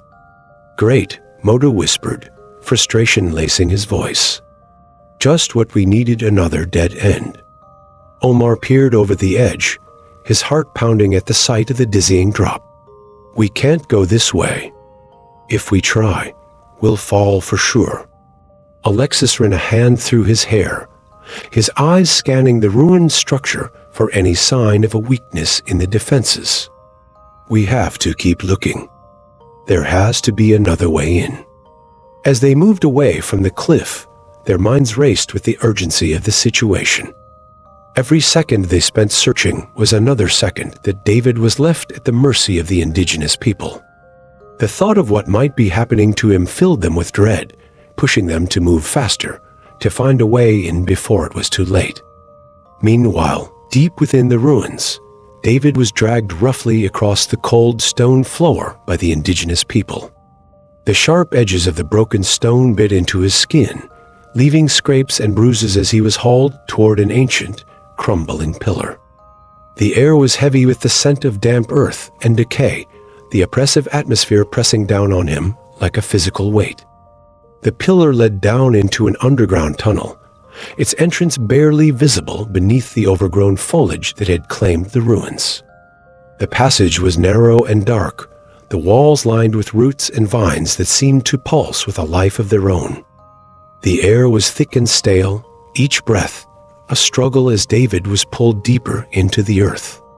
The tunnel opened up into a small chamber, lit only by the faint, flickering light of a single torch mounted on the wall. The chamber was a makeshift prison, its walls lined with crude wooden bars forming a cell. David was thrown inside, his body hitting the rough ground with a painful thud. He lay there, gasping for breath, his wrists and ankles still bound tightly with rough, coarse ropes. The indigenous people stood outside the cell for a moment, their eyes dark and inscrutable as they watched him. Then, without a word, they turned and left, the sound of their footsteps fading into the distance as they retreated back into the tunnel. David lay on the cold ground, his body aching and his mind racing. The silence of the underground chamber was oppressive, broken only by the distant, echoing drip of water somewhere in the darkness. His heart pounded in his chest, fear clawing at his throat, as he realized just how alone he was. He struggled to sit up, his back pressing against the rough stone wall as he tried to steady his breathing. His eyes darted around the small cell, searching for any means of escape, but there was nothing, just the cold, unyielding walls and the thick wooden bars that held him captive. As his eyes adjusted to the dim light, he noticed something strange. The walls of the cell were covered in drawings, crude and ancient, etched into the stone with a sharp, deliberate hand. The lines were jagged, the images distorted and almost incomprehensible in the low light. David stared at the drawings, a sense of unease settling over him as he tried to make sense of the strange symbols and figures. But the more he looked, the more his mind seemed to rebel against the images, as if there was something deeply wrong about them, something that his mind refused to fully comprehend. The ancient ruins loomed above them, dark and foreboding, with the unsettling atmosphere seeming to press in on them from all sides. "We can't just sit here and do nothing," Omar whispered, his eyes darting around the perimeter of the ruins. "We have to get David out of there." "Agreed," Mota said, his voice firm but tinged with worry. "But how? That place is crawling with those people." Alexis, gripping the Glock tightly, glanced at the dense forest surrounding them. "What if we create a distraction? Draw them away from the entrance so we can sneak in?" Omar nodded, the gears in his mind turning. "Yeah, that's a good idea. Mota, you hide in the woods and make as much noise as you can. Scream, shout whatever it takes to get their attention. While they're distracted, Alexis and I will sneak in and find David." Mota hesitated for a moment, his eyes reflecting the fear they all felt. But then he nodded, determination hardening his features. "Okay, I'll do it. Just make sure you get him out of there." "We will," Omar assured him, gripping his friend's shoulder. "Just stay safe." With the plan set, the trio moved into position. Mota crept into the dense underbrush, disappearing into the shadows of the forest. He took a deep breath, steeling himself for what he had to do. From his hidden spot, Mota began to scream, his voice echoing through the trees. He shouted, yelped, and made a cacophony of noise, thrashing around to make it sound like a real struggle. The noise cut through the eerie silence, startling birds into flight and sending echoes bouncing off the ancient stone walls. The indigenous people reacted almost instantly. They grabbed their spears and with swift and silent movements began to move towards the sound, their dark eyes scanning the forest for the source of the disturbance. As soon as the last of the group disappeared into the forest, Omar and Alexis sprang into action. They darted from their hiding spot and made their way to the entrance of the ruins. The air was thick with the scent of earth and decay, and every shadow seemed to hide a lurking danger. Once inside, the oppressive silence of the ruins enveloped them, broken only by the distant, muffled sounds of Mota's screams. The ancient stone walls seemed to close in around them, the dim light casting long, distorted shadows that danced eerily on the walls. Omar couldn't help but mutter under his breath as they moved cautiously through the narrow corridors. "I feel like I'm inside Resident Evil 4 right now," he whispered, his voice barely audible in the still air. Alexis, following close behind, glanced around nervously. "Yeah, but I don't think we're the ones with the advantage here." The corridors twisted and turned, leading them deeper into the heart of the ruins. The air grew colder and the light dimmer, the sense of dread growing with every step they took. The walls were lined with ancient carvings and symbols, their meanings lost to time, but their presence adding to the growing sense of unease.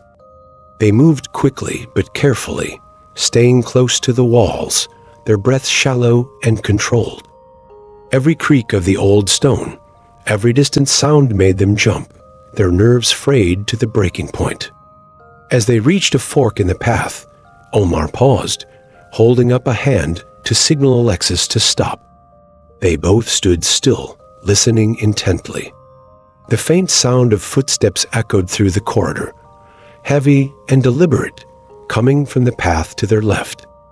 Omar motioned for Alexis to follow him down the right path, hoping to avoid whoever or whatever was making those footsteps. They moved as quietly as they could, their hearts pounding in their chests. The corridor opened up into a small chamber, dimly lit by flickering torches mounted on the walls. Omar crouched low, moving along the edge of the chamber, his eyes scanning for any sign of David. The air was thick with tension, the silence almost deafening. As they moved, a sudden sound made them both freeze, a soft rustling, like the sound of something brushing against the stone. Omar turned his head slowly, his breath hitching in his throat. In the darkness at the edge of the chamber, something moved. It was just a glimpse, a flash of movement, a shadow shifting in the corner of his vision. But it was enough to send a cold shiver down his spine. He tightened his grip on the spear he had taken from the indigenous people, his eyes locked on the darkness where he had seen the movement. "We need to keep moving," he whispered to Alexis, his voice barely above a breath. Alexis nodded, his own fear palpable in the way his hands trembled slightly as he clutched the Glock. They continued to move, inching their way along the wall, every sense on high alert. Mota's heart pounded in his chest as he heard the approaching footsteps of the indigenous people, their voices low and guttural as they communicated in a language he couldn't understand. He pressed himself against the trunk of a large tree, the rough bark digging into his back as he strained to remain silent. His breath came in shallow, quick gasps, each one threatening to give away his position. As the footsteps grew louder, Mota spotted a jagged rock on the ground near his foot. An idea sparked in his mind. He reached down slowly, picking up the rock with trembling fingers, careful not to make a sound. He knew he had to act quickly, or the others wouldn't have a chance to find David. He waited until the group was almost upon him, their figures visible through the dense foliage, their eyes scanning the darkness. Mota's pulse raced as he prepared himself. Then, with a swift motion, he threw the rock as far as he could in the opposite direction, into the depths of the forest. The rock hit the ground with a loud thud, followed by the crack of breaking branches as it tumbled through the underbrush. The sound echoed through the forest, causing the indigenous people to stop in their tracks. Mota held his breath, every muscle in his body tense. The group exchanged glances, their attention diverted by the noise. One of them gestured toward the sound, and without a word, they began to move in that direction, their footsteps fading into the distance. Mota exhaled slowly, relief washing over him. He had bought the others some time. He stayed hidden for a few moments longer, ensuring the group was truly gone before he dared to move. He had done his part. Now, it was up to Omar and Alexis to find David.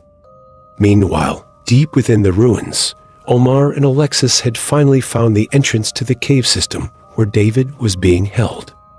The opening was a dark, yawning maw in the side of the ancient stone structure, barely visible behind a tangle of overgrown vines and roots.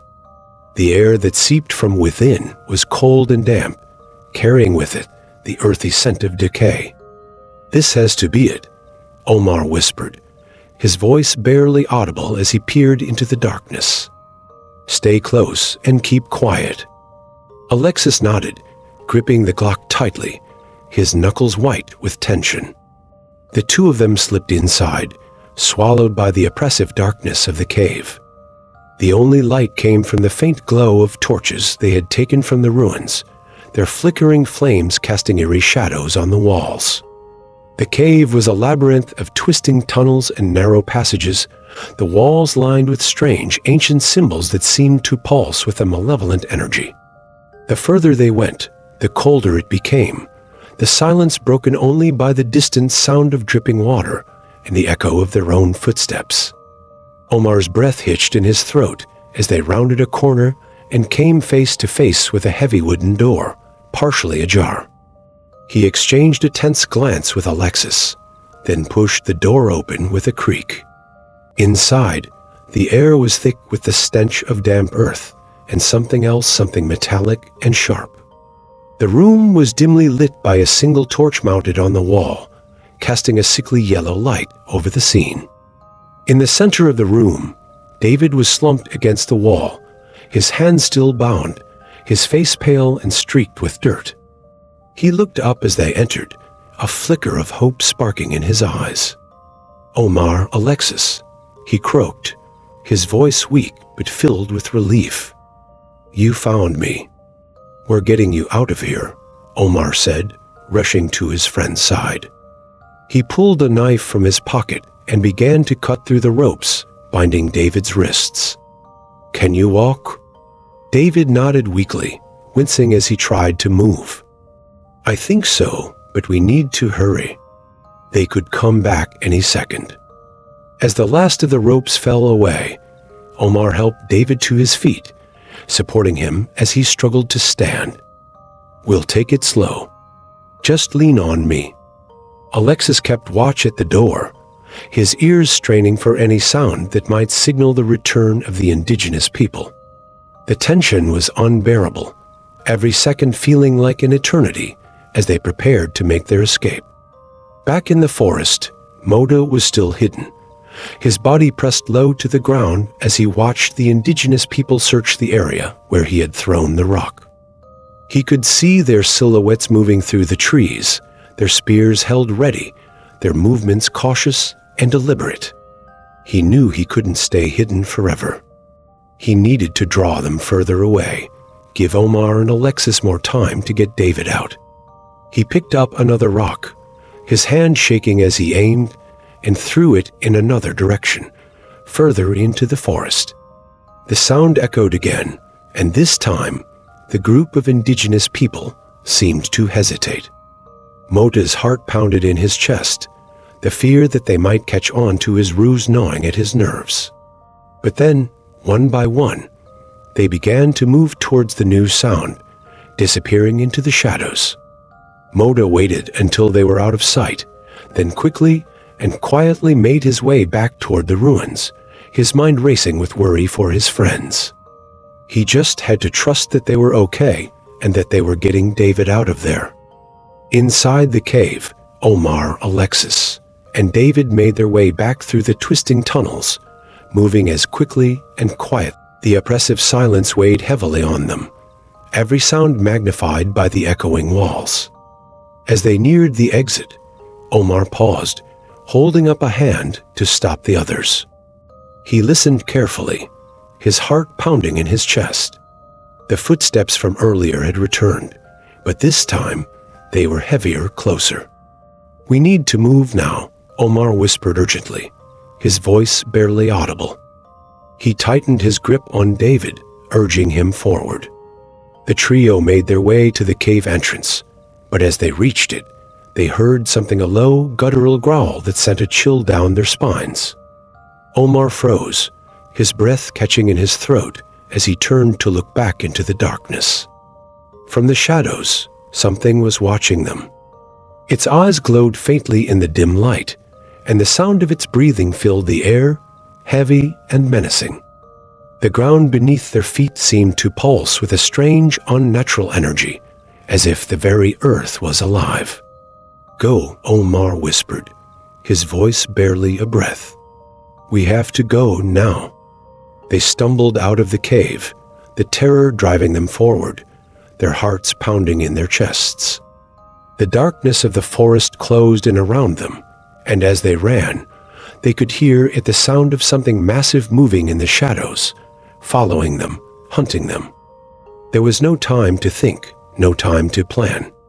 They could only run, hoping against hope that they could outrun whatever horrors the forest had in store for them. As the trio stumbled out of the cave, they could feel the atmosphere shift, the very air around them growing thick with tension. The dark forest seemed to close in on them, the silence broken only by the sound of their labored breathing. David, still reeling from his captivity, tried to steady himself, but his mind was racing with the images he had seen in the cave. "Omar, Alexis, wait!" David gasped, pulling them both to a stop. He could barely get the words out, his throat raw and his voice hoarse. "I need to tell you something about the cave drawings." Omar and Alexis turned to him, their faces pale and drawn with fear. The flickering torchlight cast eerie shadows on their features, making the dread in their eyes all the more pronounced. "What are you talking about?" Omar asked, his voice low and urgent. "We need to get out of here now." "I know, but the drawings," David insisted, his eyes wide with a mixture of fear and desperation. "They told a story, something we need to understand." Before he could explain further, a sudden movement caught their attention. The foliage around them, the very trees and vines that made up the dense forest, began to move. The branches twisted and writhed as if alive, weaving together to form an impenetrable barricade around the ruins. The ground beneath them seemed to pulse, the earth itself responding to some ancient, malevolent force. "What the hell is happening?" Alexis whispered, his grip tightening on the Glock as he scanned the surrounding darkness. David pulled them both aside, away from the shifting foliage, and forced himself to focus. "Listen to me. In the cave where they kept me, there were these drawings, ancient ones, carved into the walls. They told the story of a kingdom long ago, during the Dark Ages. It was called Verador." Omar and Alexis exchanged a tense glance, but remained silent, letting David continue. "Verador was at war," David explained, his voice barely above a whisper. "They were losing badly, outnumbered and outmatched by an invading army. In desperation, the king ordered his sorcerers to create a golem, a powerful being made from stone and magic, designed to turn the tide of battle." David's words hung in the air, heavy with foreboding. The sounds of the moving foliage grew louder, almost like a living entity closing in on them, but the three friends remained rooted to the spot. "The golem was unstoppable," David continued, his voice shaking. "It tore through the enemy forces, destroying everything in its path. The kingdom won the battle, but they had no idea what they had unleashed. The golem. It became a monster. It didn't stop at the enemy. It turned on its creators, on anyone who crossed its path. It slaughtered everything. Alexis's eyes widened in horror. And these people, the indigenous ones, they believe in this story? David nodded, his face pale. They believe the golem still exists, that it's trapped somewhere beneath these ruins. They think it's the source of the forest's power, the reason why the ground feels like it's alive. And they believe the only way to keep the golem at bay is by offering up a sacrifice. That's why they took me. They thought giving me to the golem would keep it from destroying them. Omar felt a chill run down his spine as he processed David's words. So, what are we supposed to do? We can't just sit here and wait for the thing to wake up. David swallowed hard. I don't know. But if what I saw is true, we're all in serious danger. We have to find a way out of here before it's too late. As if in response to David's words, the ground beneath them rumbled, the earth shuddering with a deep, guttural growl that seemed to come from the very depths of the ruins. The foliage around them twisted tighter, forming a solid wall that blocked any hope of escape. We need to move, Omar said, his voice tight with fear. We can't stay here. Alexis nodded, his face set with determination. Then let's find another way out. There has to be a way to break through. The three friends moved quickly, their hearts pounding as they skirted the edge of the ruins, searching for any gap in the barricade of vines and trees. The ground beneath their feet continued to tremble, the low growl growing louder, closer, as if something massive and ancient was stirring deep within the earth. As they pressed on, the darkness seemed to close in around them, the oppressive weight of the forest bearing down on them with every step. The fear was palpable, a living thing that gnawed at their nerves and made their breath come in short, ragged gasps. David could feel the panic rising in his chest, but he forced it down, focusing on the task at hand. We have to keep moving, he urged, his voice shaking. We can't let it catch us. Omar and Alexis nodded, their faces set with grim determination. They knew the odds were against them, but they had no choice. They had to find a way out of the forest, away from the ruins, and away from the ancient horror that was slowly waking beneath their feet. But as they continued their desperate search, the growl grew louder, more insistent, the very earth beneath them vibrating with the force of it. And deep in the shadows, something moved, something massive and ancient, with eyes that glowed like embers in the darkness. The golem was nearby, and it was waiting to slaughter. Moda crouched low in the underbrush, his breathing shallow as he strained to hear any sound that might indicate the indigenous people had moved on.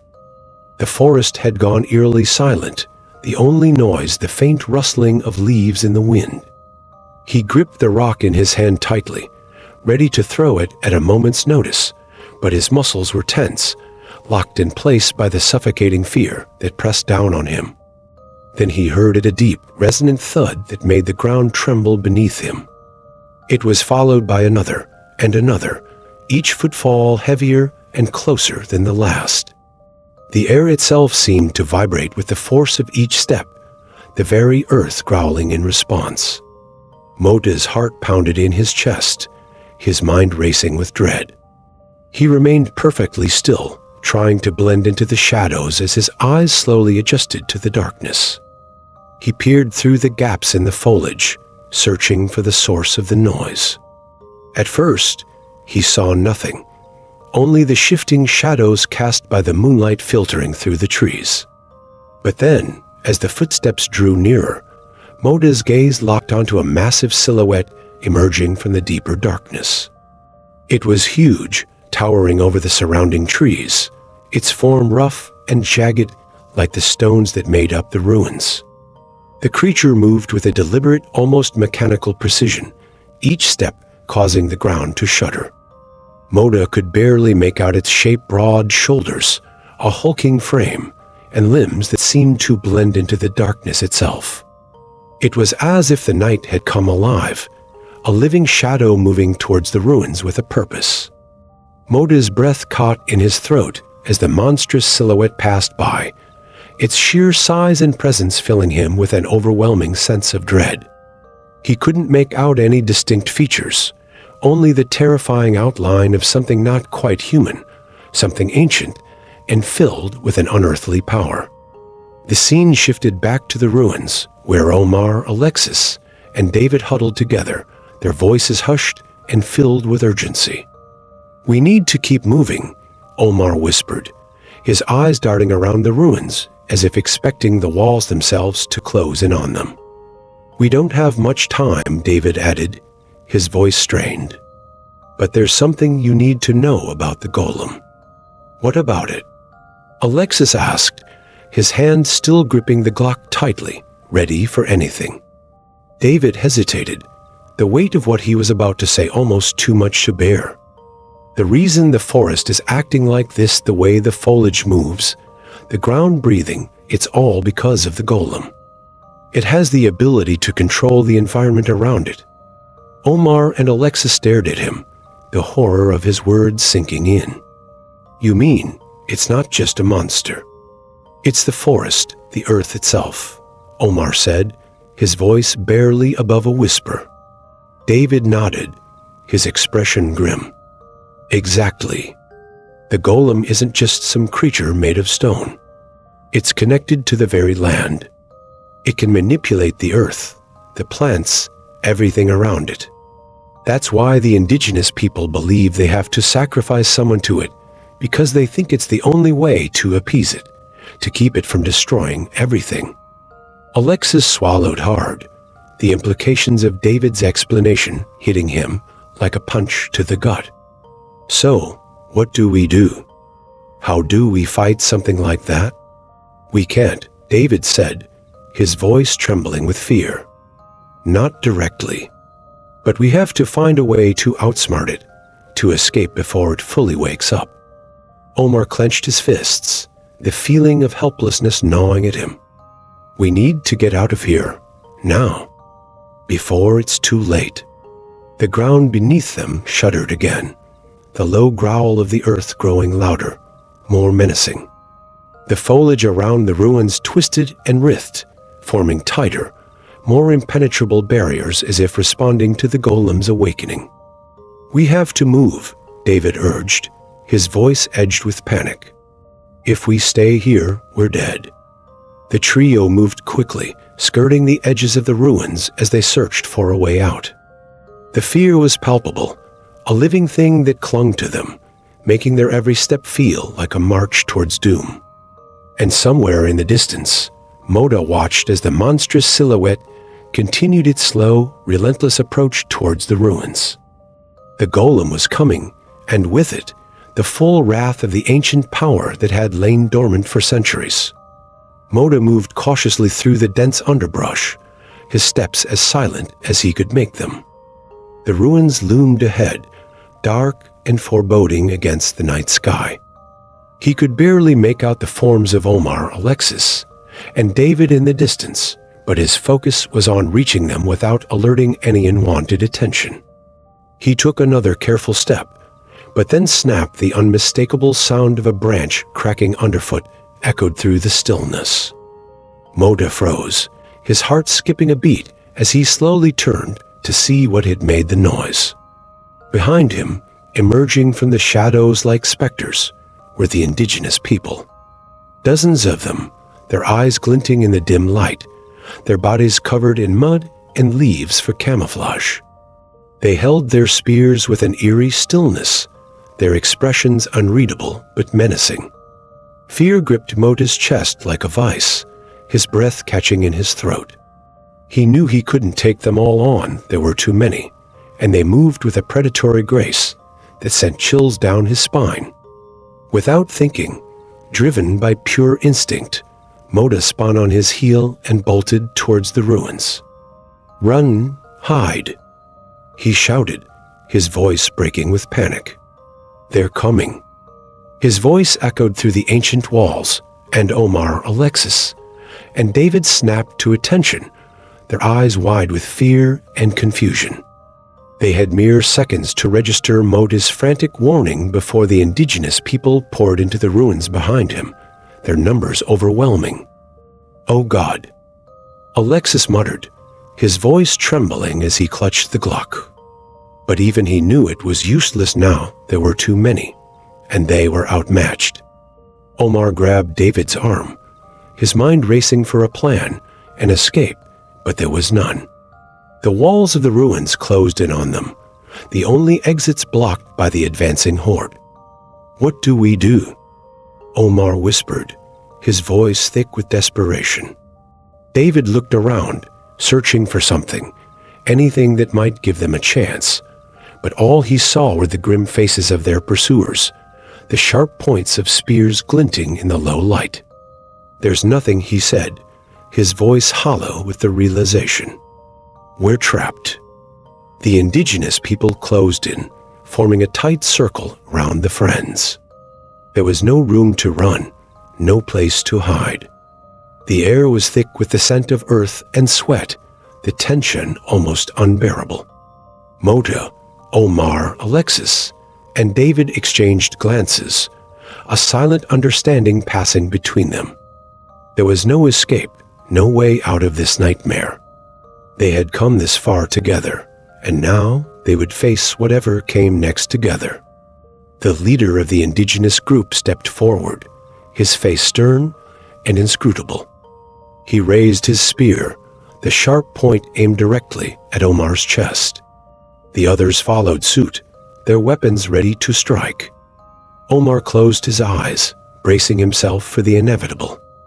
Alexis tightened his grip on the Glock, though he knew it wouldn't help. David took a deep breath, trying to steady his racing heart. And then, just as the first spear was about to be thrust forward, a sound cut through the tension like a knife, a deep, guttural growl that seemed to reverberate through the very stones of the ruins. The indigenous people froze, their eyes widening in fear and recognition. The growl was followed by a low, rumbling roar that made the ground tremble beneath their feet. It was a sound that spoke of ancient power, of something primal and unstoppable. Mota's eyes snapped open, his fear momentarily forgotten as he turned toward the entrance of the ruins. The darkness there seemed to pulse and shift, and out of it stepped a massive, hulking figure, the golem.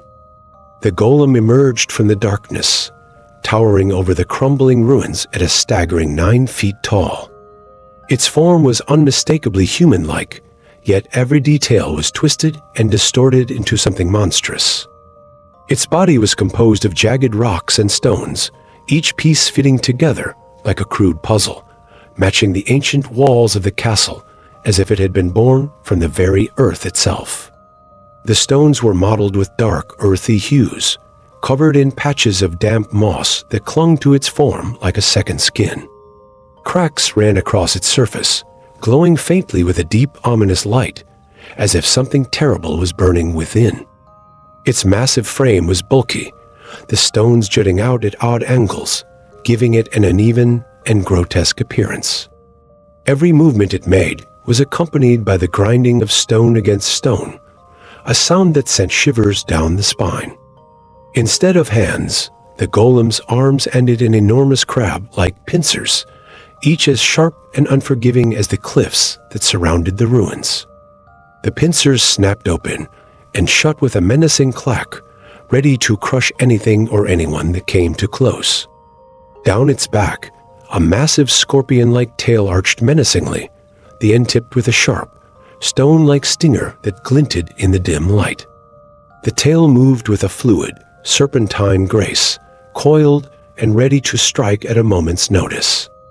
Every inch of the golem exuded a sense of raw, unrestrained power, an ancient force awakened from a long slumber. Mota, Omar, and Alexis could only stare in horror as the golem stepped into the ruins, its eyes, if they could be called that, glowing with a dull, malevolent light. The air around it seemed to hum with energy, and as it moved, the very ground beneath their feet seemed to pulse and breathe, responding to its presence. "What the hell is that thing?" Omar whispered, his voice barely audible over the pounding of his heart.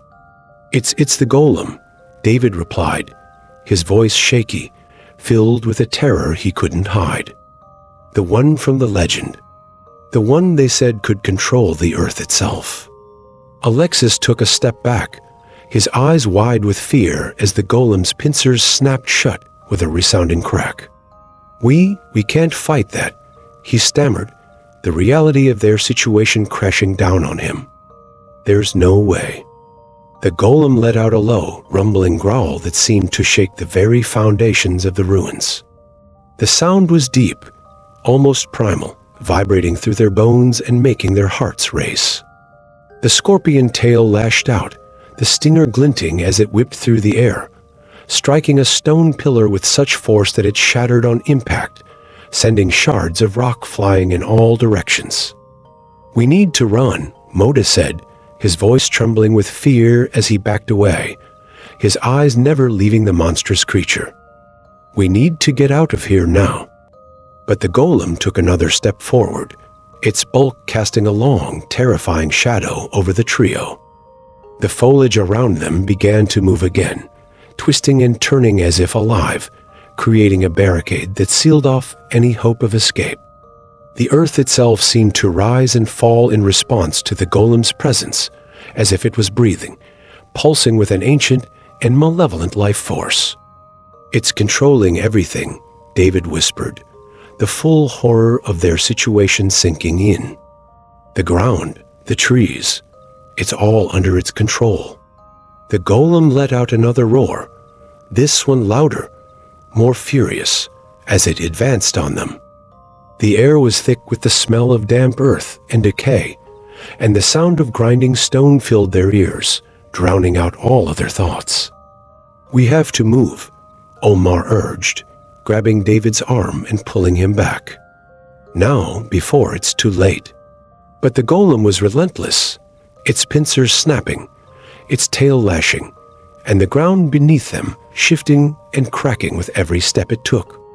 The ruins that had once been their sanctuary now felt like a tomb, closing in around them as the golem advanced, unstoppable and filled with a wrath that had been buried for centuries. The night air hung heavy with tension as the four friends, bruised and exhausted, were captured once more by the indigenous people. Their wrists were bound, and they were forced to their knees before the towering golem. The creature stood ominously in the center of the ruins, its hulking frame illuminated by the flickering light of torches. The golem's eyes, glowing with an eerie blue light, scanned the crowd. Its body was a terrifying amalgamation of jagged rocks and stones, encrusted with moss that dripped like sweat from its bulk. The crab-like pincers twitched menacingly, and its scorpion tail curled and uncurled, ready to strike. One of the indigenous leaders, a man covered in tribal paint and adorned with feathers, stepped forward cautiously, speaking in a language the friends couldn't understand. He bowed low, gesturing with open arms, trying to appease the stone behemoth. But the golem's response was immediate and brutal. With a swift, sickening crunch, the golem's pincer snapped shut around the man's torso, splitting him in half as if he were made of paper. Blood splattered across the ground, the horrifying scene lit by the flickering torches. A collective gasp of horror rippled through the crowd, followed by panicked screams as the once cohesive group descended into chaos. David, Alexis, Moda, and Omar exchanged wide-eyed glances. This was their chance. But as they scrambled to their feet, attempting to flee, they found themselves ensnared once more by the panicking mob. The indigenous people, driven by desperation, pushed and shoved, refusing to let them escape. The friends were dragged back into the fray, caught between the unstoppable force of the golem and the desperate will of the people. "Get off me," Moda shouted, shoving an attacker back. He pulled out his machete, slashing through the foliage and fending off the grasping hands. "There's no way out." Alexis yelled, brandishing the Glock, firing shots into the air to create space. The gunshots echoed, but they barely registered. against the cacophony of screams and the earth-shaking stomps of the golem. Omar ducked as a spear was thrust in his direction, countering with a punch that sent his assailant reeling. "We have to get to higher ground," he shouted to the others, his voice barely audible over the chaos. David, still weakened from his earlier ordeal, struggled to keep up. "It's getting closer," he screamed, pointing as the golem advanced, its massive form pushing through the crowd, crushing anyone in its path. The golem was relentless. It swung its pincers with deadly precision, snapping bones and tearing through flesh. Its scorpion tail lashed out, impaling those too slow to escape. With each kill, the creature seemed to grow more ferocious, its movements quicker, its strikes more calculated. Mota was tackled by one of the indigenous warriors. They grappled on the ground, Mota's strength slowly giving way. But just as the warrior raised a stone knife to strike, Mota twisted, driving his machete into the attacker's side. The warrior fell back, and Mota scrambled to his feet, panting and covered in sweat and blood. Alexis, seeing Mota in trouble, fired a shot that grazed another attacker, forcing them back. But as he turned, the golem was upon him, its pincer raised to strike. Alexis dove to the side, the massive claw slamming into the ground where he had just been. The force of the impact sent him sprawling, his gun skidding across the dirt. Omar, seeing the opening, grabbed a fallen spear and hurled it at the golem. The spear bounced harmlessly off its rocky hide, but it bought Alexis a moment to recover. "We have to keep moving," Omar shouted, pulling Alexis to his feet. David was struggling to fend off two attackers at once. His energy was waning, but he fought with the desperation of a man who knew this was his last stand. He caught one attacker with a punch that sent him reeling, but the second caught him across the face with a stone club. David staggered, blood pouring from his nose. Suddenly, the golem turned its glowing eyes on David, sensing weakness. It charged, the ground trembling beneath its weight. The friends, realizing the imminent danger, pushed through the crowd, reaching David just in time to drag him away as the golem's pincer slammed down where he had been moments before. The friends were now on the run again, dodging between the crumbling ruins, with the golem hot on their trail. They fought off the few remaining attackers, but their focus was on the giant monster that was slowly closing in. The night was filled with screams, the sounds of stone crashing against flesh, and the relentless growl of the golem. The air was thick with the smell of blood and sweat, and the once clear sky was now obscured by the dust kicked up in the battle. With nowhere left to go, the friends found themselves cornered against a wall, the golem looming over them. Its eyes blazed with a malevolent intelligence, and its pincers clicked together, ready to deliver the final blow. But just as all hope seemed lost, a deafening roar echoed through the ruins. The ground shook violently, and the golem hesitated, turning its massive head towards the source of the sound. The friends exchanged terrified glances. Something else was out there, something even the golem seemed wary of. Taking advantage of the distraction, Omar yelled, "Run! Now!" With adrenaline pumping through their veins, they sprinted away from the golem, weaving through the ruins as the world around them seemed to collapse. The battle had turned into a race for survival, with no guarantee of escape. The surviving members of the indigenous group, their faces etched with fear and desperation, rallied together in a final attempt to take down the golem. Armed with spears and torches, they circled the towering creature, their chants rising above the chaos. The air was thick with the smell of burning wood and the acrid stench of fear. One brave warrior lunged forward, thrusting his spear into the golem's side. The weapon struck with a dull thud, barely piercing the rocky exterior, but it was enough to catch the creature's attention. The golem's glowing eyes snapped toward the man, its pincer raising high in preparation for a deadly strike. But before it could bring the pincer down, another warrior hurled a torch at the golem's back. The flames licked up the moss that covered its stony form, catching fire and spreading quickly. The golem let out a low, guttural growl, its movements slowing as the fire began to consume the moss. It swayed, momentarily disoriented, as the flames crackled and popped. The friends watched from the shadows, their hearts pounding in their chests. Omar whispered urgently, "This is our chance. We need to move now." David, still reeling from his earlier ordeal, nodded weakly. "We can't stay here. That thing's distracted, but it won't be for long." They started to edge toward the crumbling outer walls of the ruins, keeping low and using the chaos as cover. The earth beneath their feet trembled with the movement of the golem, each step causing the ground to shake. The creature was distracted, turning its attention to the warriors who continued to hurl spears and torches at it. Just a little further, Alexis muttered, his voice trembling with both fear and determination. "We just have to get past that archway, and we're free."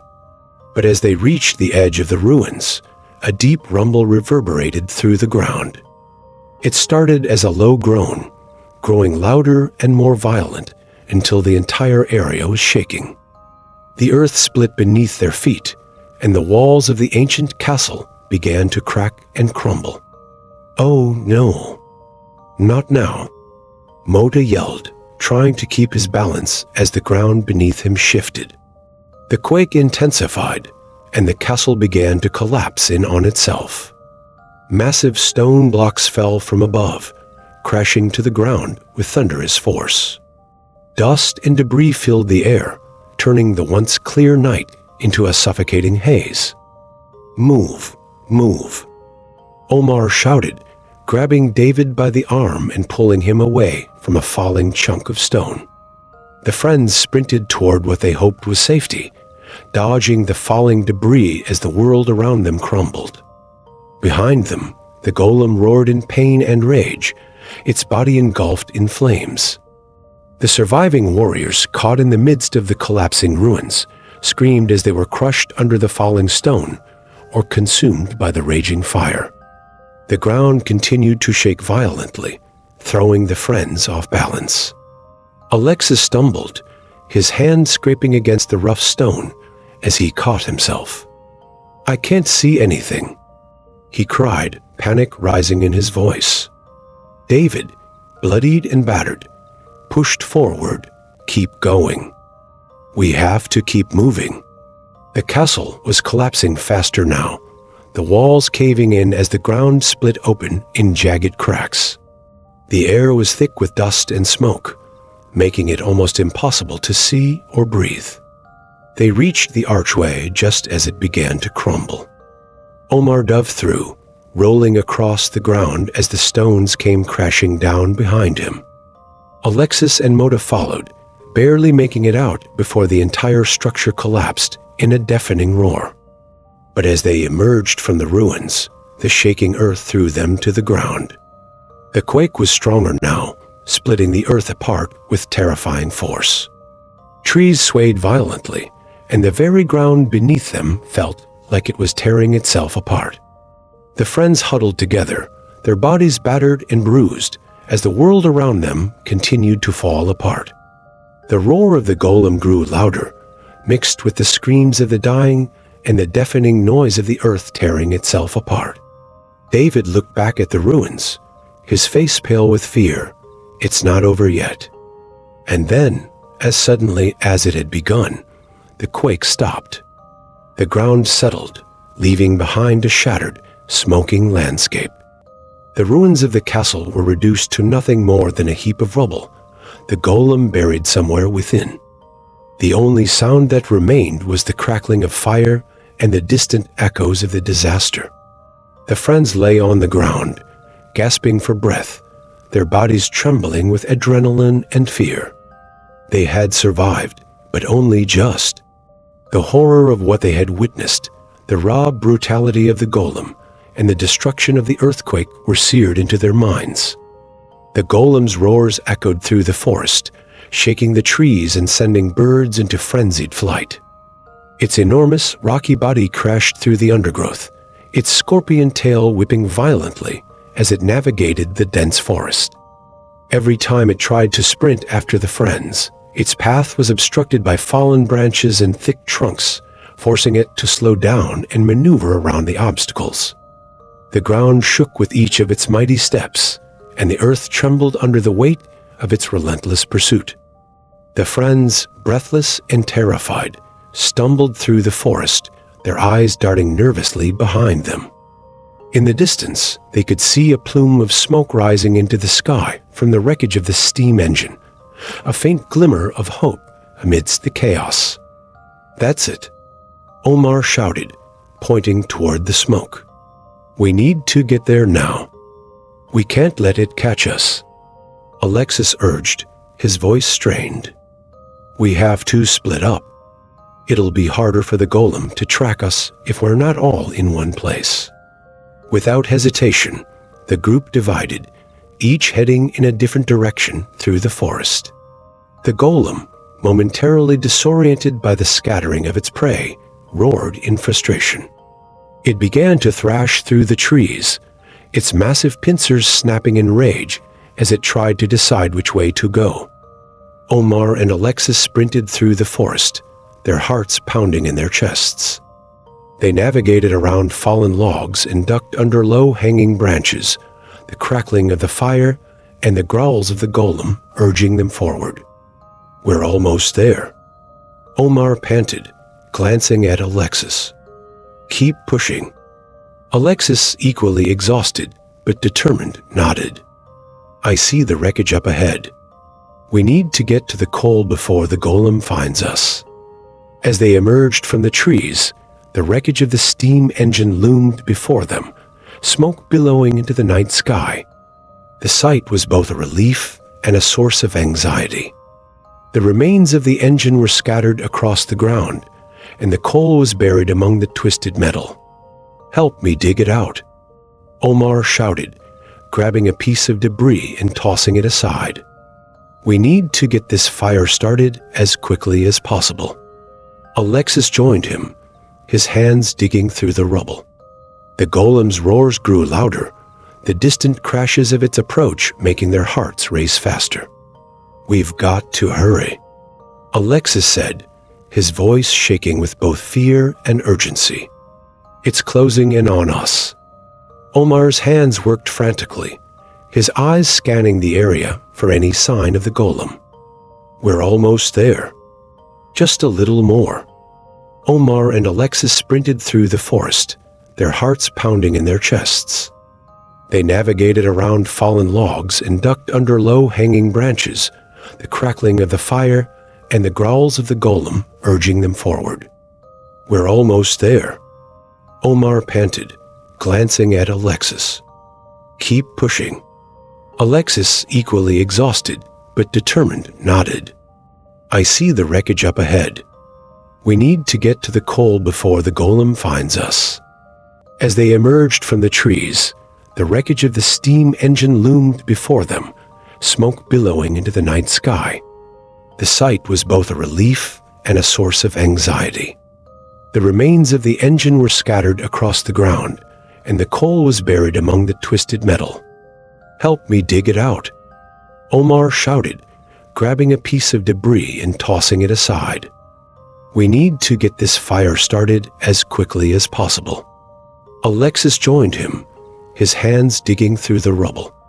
The golem's roars grew louder, the distant crashes of its approach making their hearts race faster. "We've got to hurry," Alexis said, his voice shaking with both fear and urgency. "It's closing in on us." Omar's hands worked frantically, his eyes scanning the area for any sign of the golem. "We're almost there. Just a little more." David and Motor raced through the forest, their breaths coming in harsh gasps. The smoke from the wreckage grew thicker, and the stench of burning coal filled the air. The ground beneath them continued to shake intermittently from the golem's rampage, the forest seeming to collapse around them with each tremor. David's voice was strained as he shouted over the rumble. "We need to follow the smoke. It'll lead us to them." Mota squinted through the haze of smoke and the dim light of the moon. "I see it. The smoke's getting closer. They're heading straight for the wreckage." The friends pushed forward, their steps quickening as the golem's roars grew fainter in the distance. They maneuvered through the dense underbrush, dodging falling branches and unstable ground. The forest seemed to fight against them, as if nature itself was trying to prevent their escape. The clearing was a chaotic scene of desperate action. The four friends, faces streaked with dirt and sweat, worked together with a frantic urgency. Mota found an old gas can near the wreckage, its contents sloshing inside.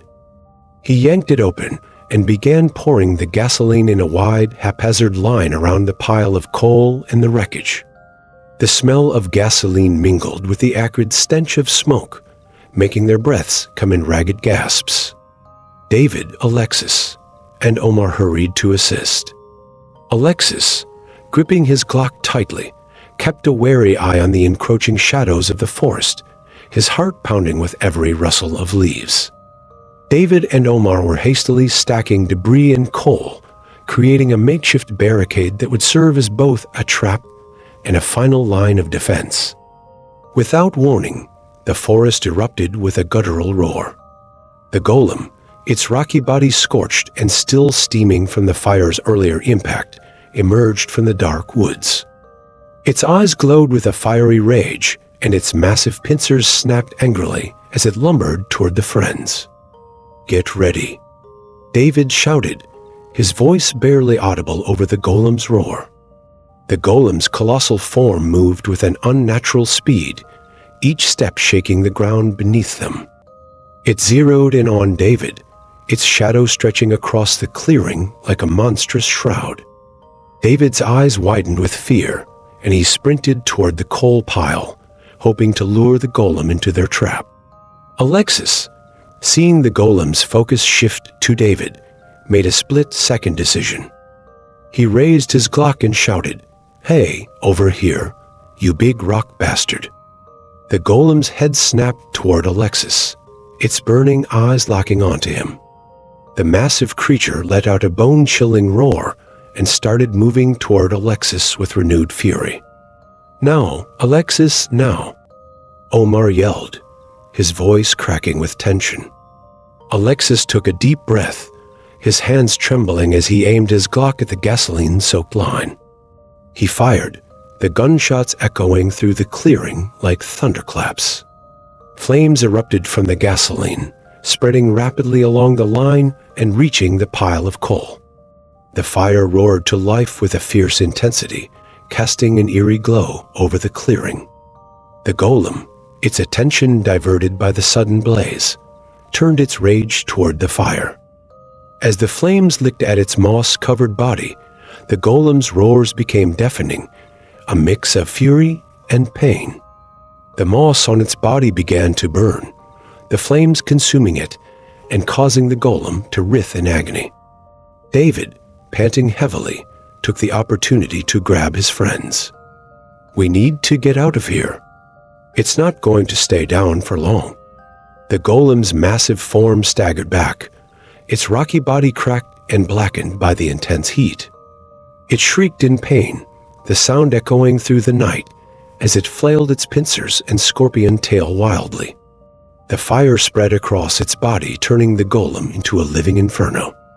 The friends, their hearts racing and fear gripping them tightly, sprinted away from the blazing wreckage.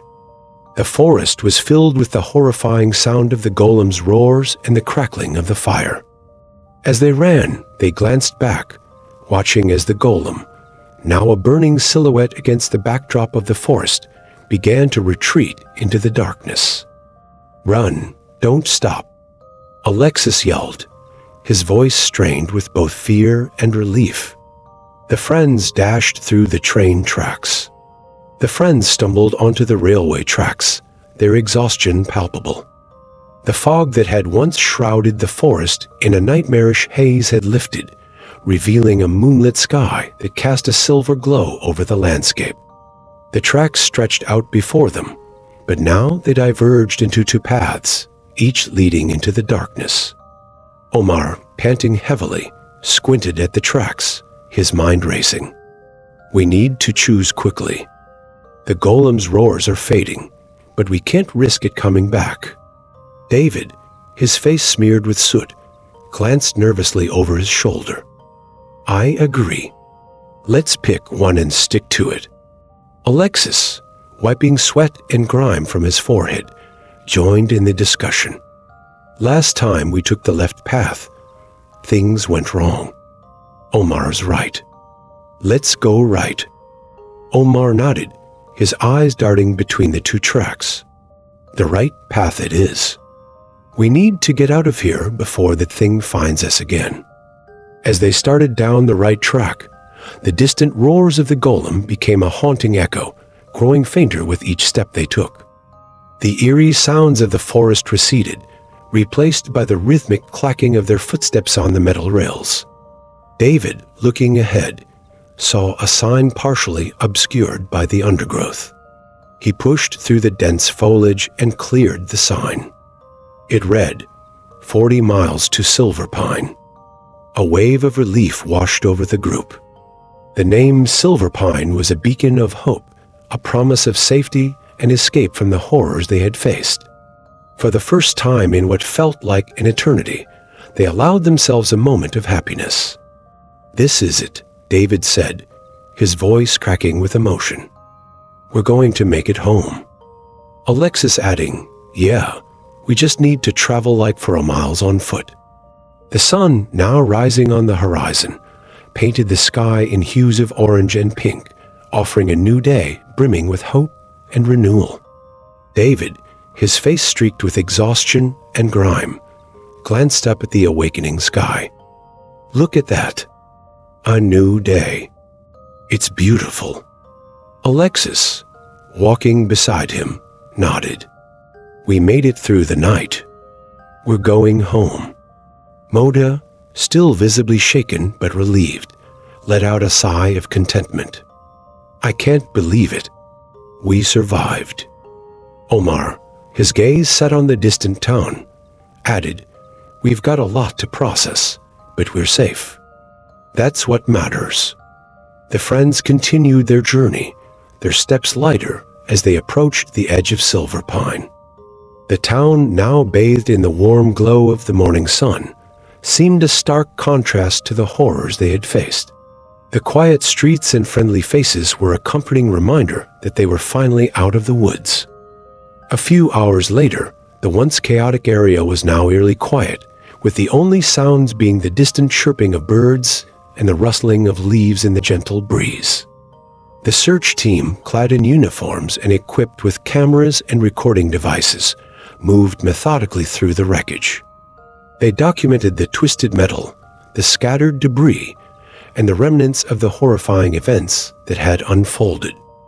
All right, everyone, let's get this footage. The lead investigator, a stern-faced man named Carter, directed his team. We need to document everything thoroughly. The team set up their cameras and began recording, their voices filled with the routine professionalism of a search operation. This is Carter from the Silver Pine search team, Carter announced into the camera. We've arrived at the site of the train wreckage and are currently assessing the area. As the team worked, the camera panned over the wreckage, capturing the twisted remains of the train and the remnants of the coal pile that had been used in their desperate attempt to escape. The atmosphere, while tense, was devoid of the immediate danger that had plagued the friends. Unbeknownst to the search team, deep within the forest, something else was stirring. Amid the dense foliage, the golem's presence remained hidden, but not inactive. The creature had retreated from the battlefield, but was far from finished. A low, guttural sound emerged from the forest. The search team members, engrossed in their work, remained unaware of the danger lurking nearby. The golem, camouflaged by the forest's dense cover, moved stealthily between the trees. Suddenly, a large tree branch shifted unnaturally. The search team's conversation ceased as they heard the faintest creak. Carter's head snapped towards the forest, his expression puzzled. Did anyone else hear that? The golem, still partially hidden, remained a looming threat as the search team kept documenting the wreckage. The golem growled, and for a split second it smirked as it saw new victims.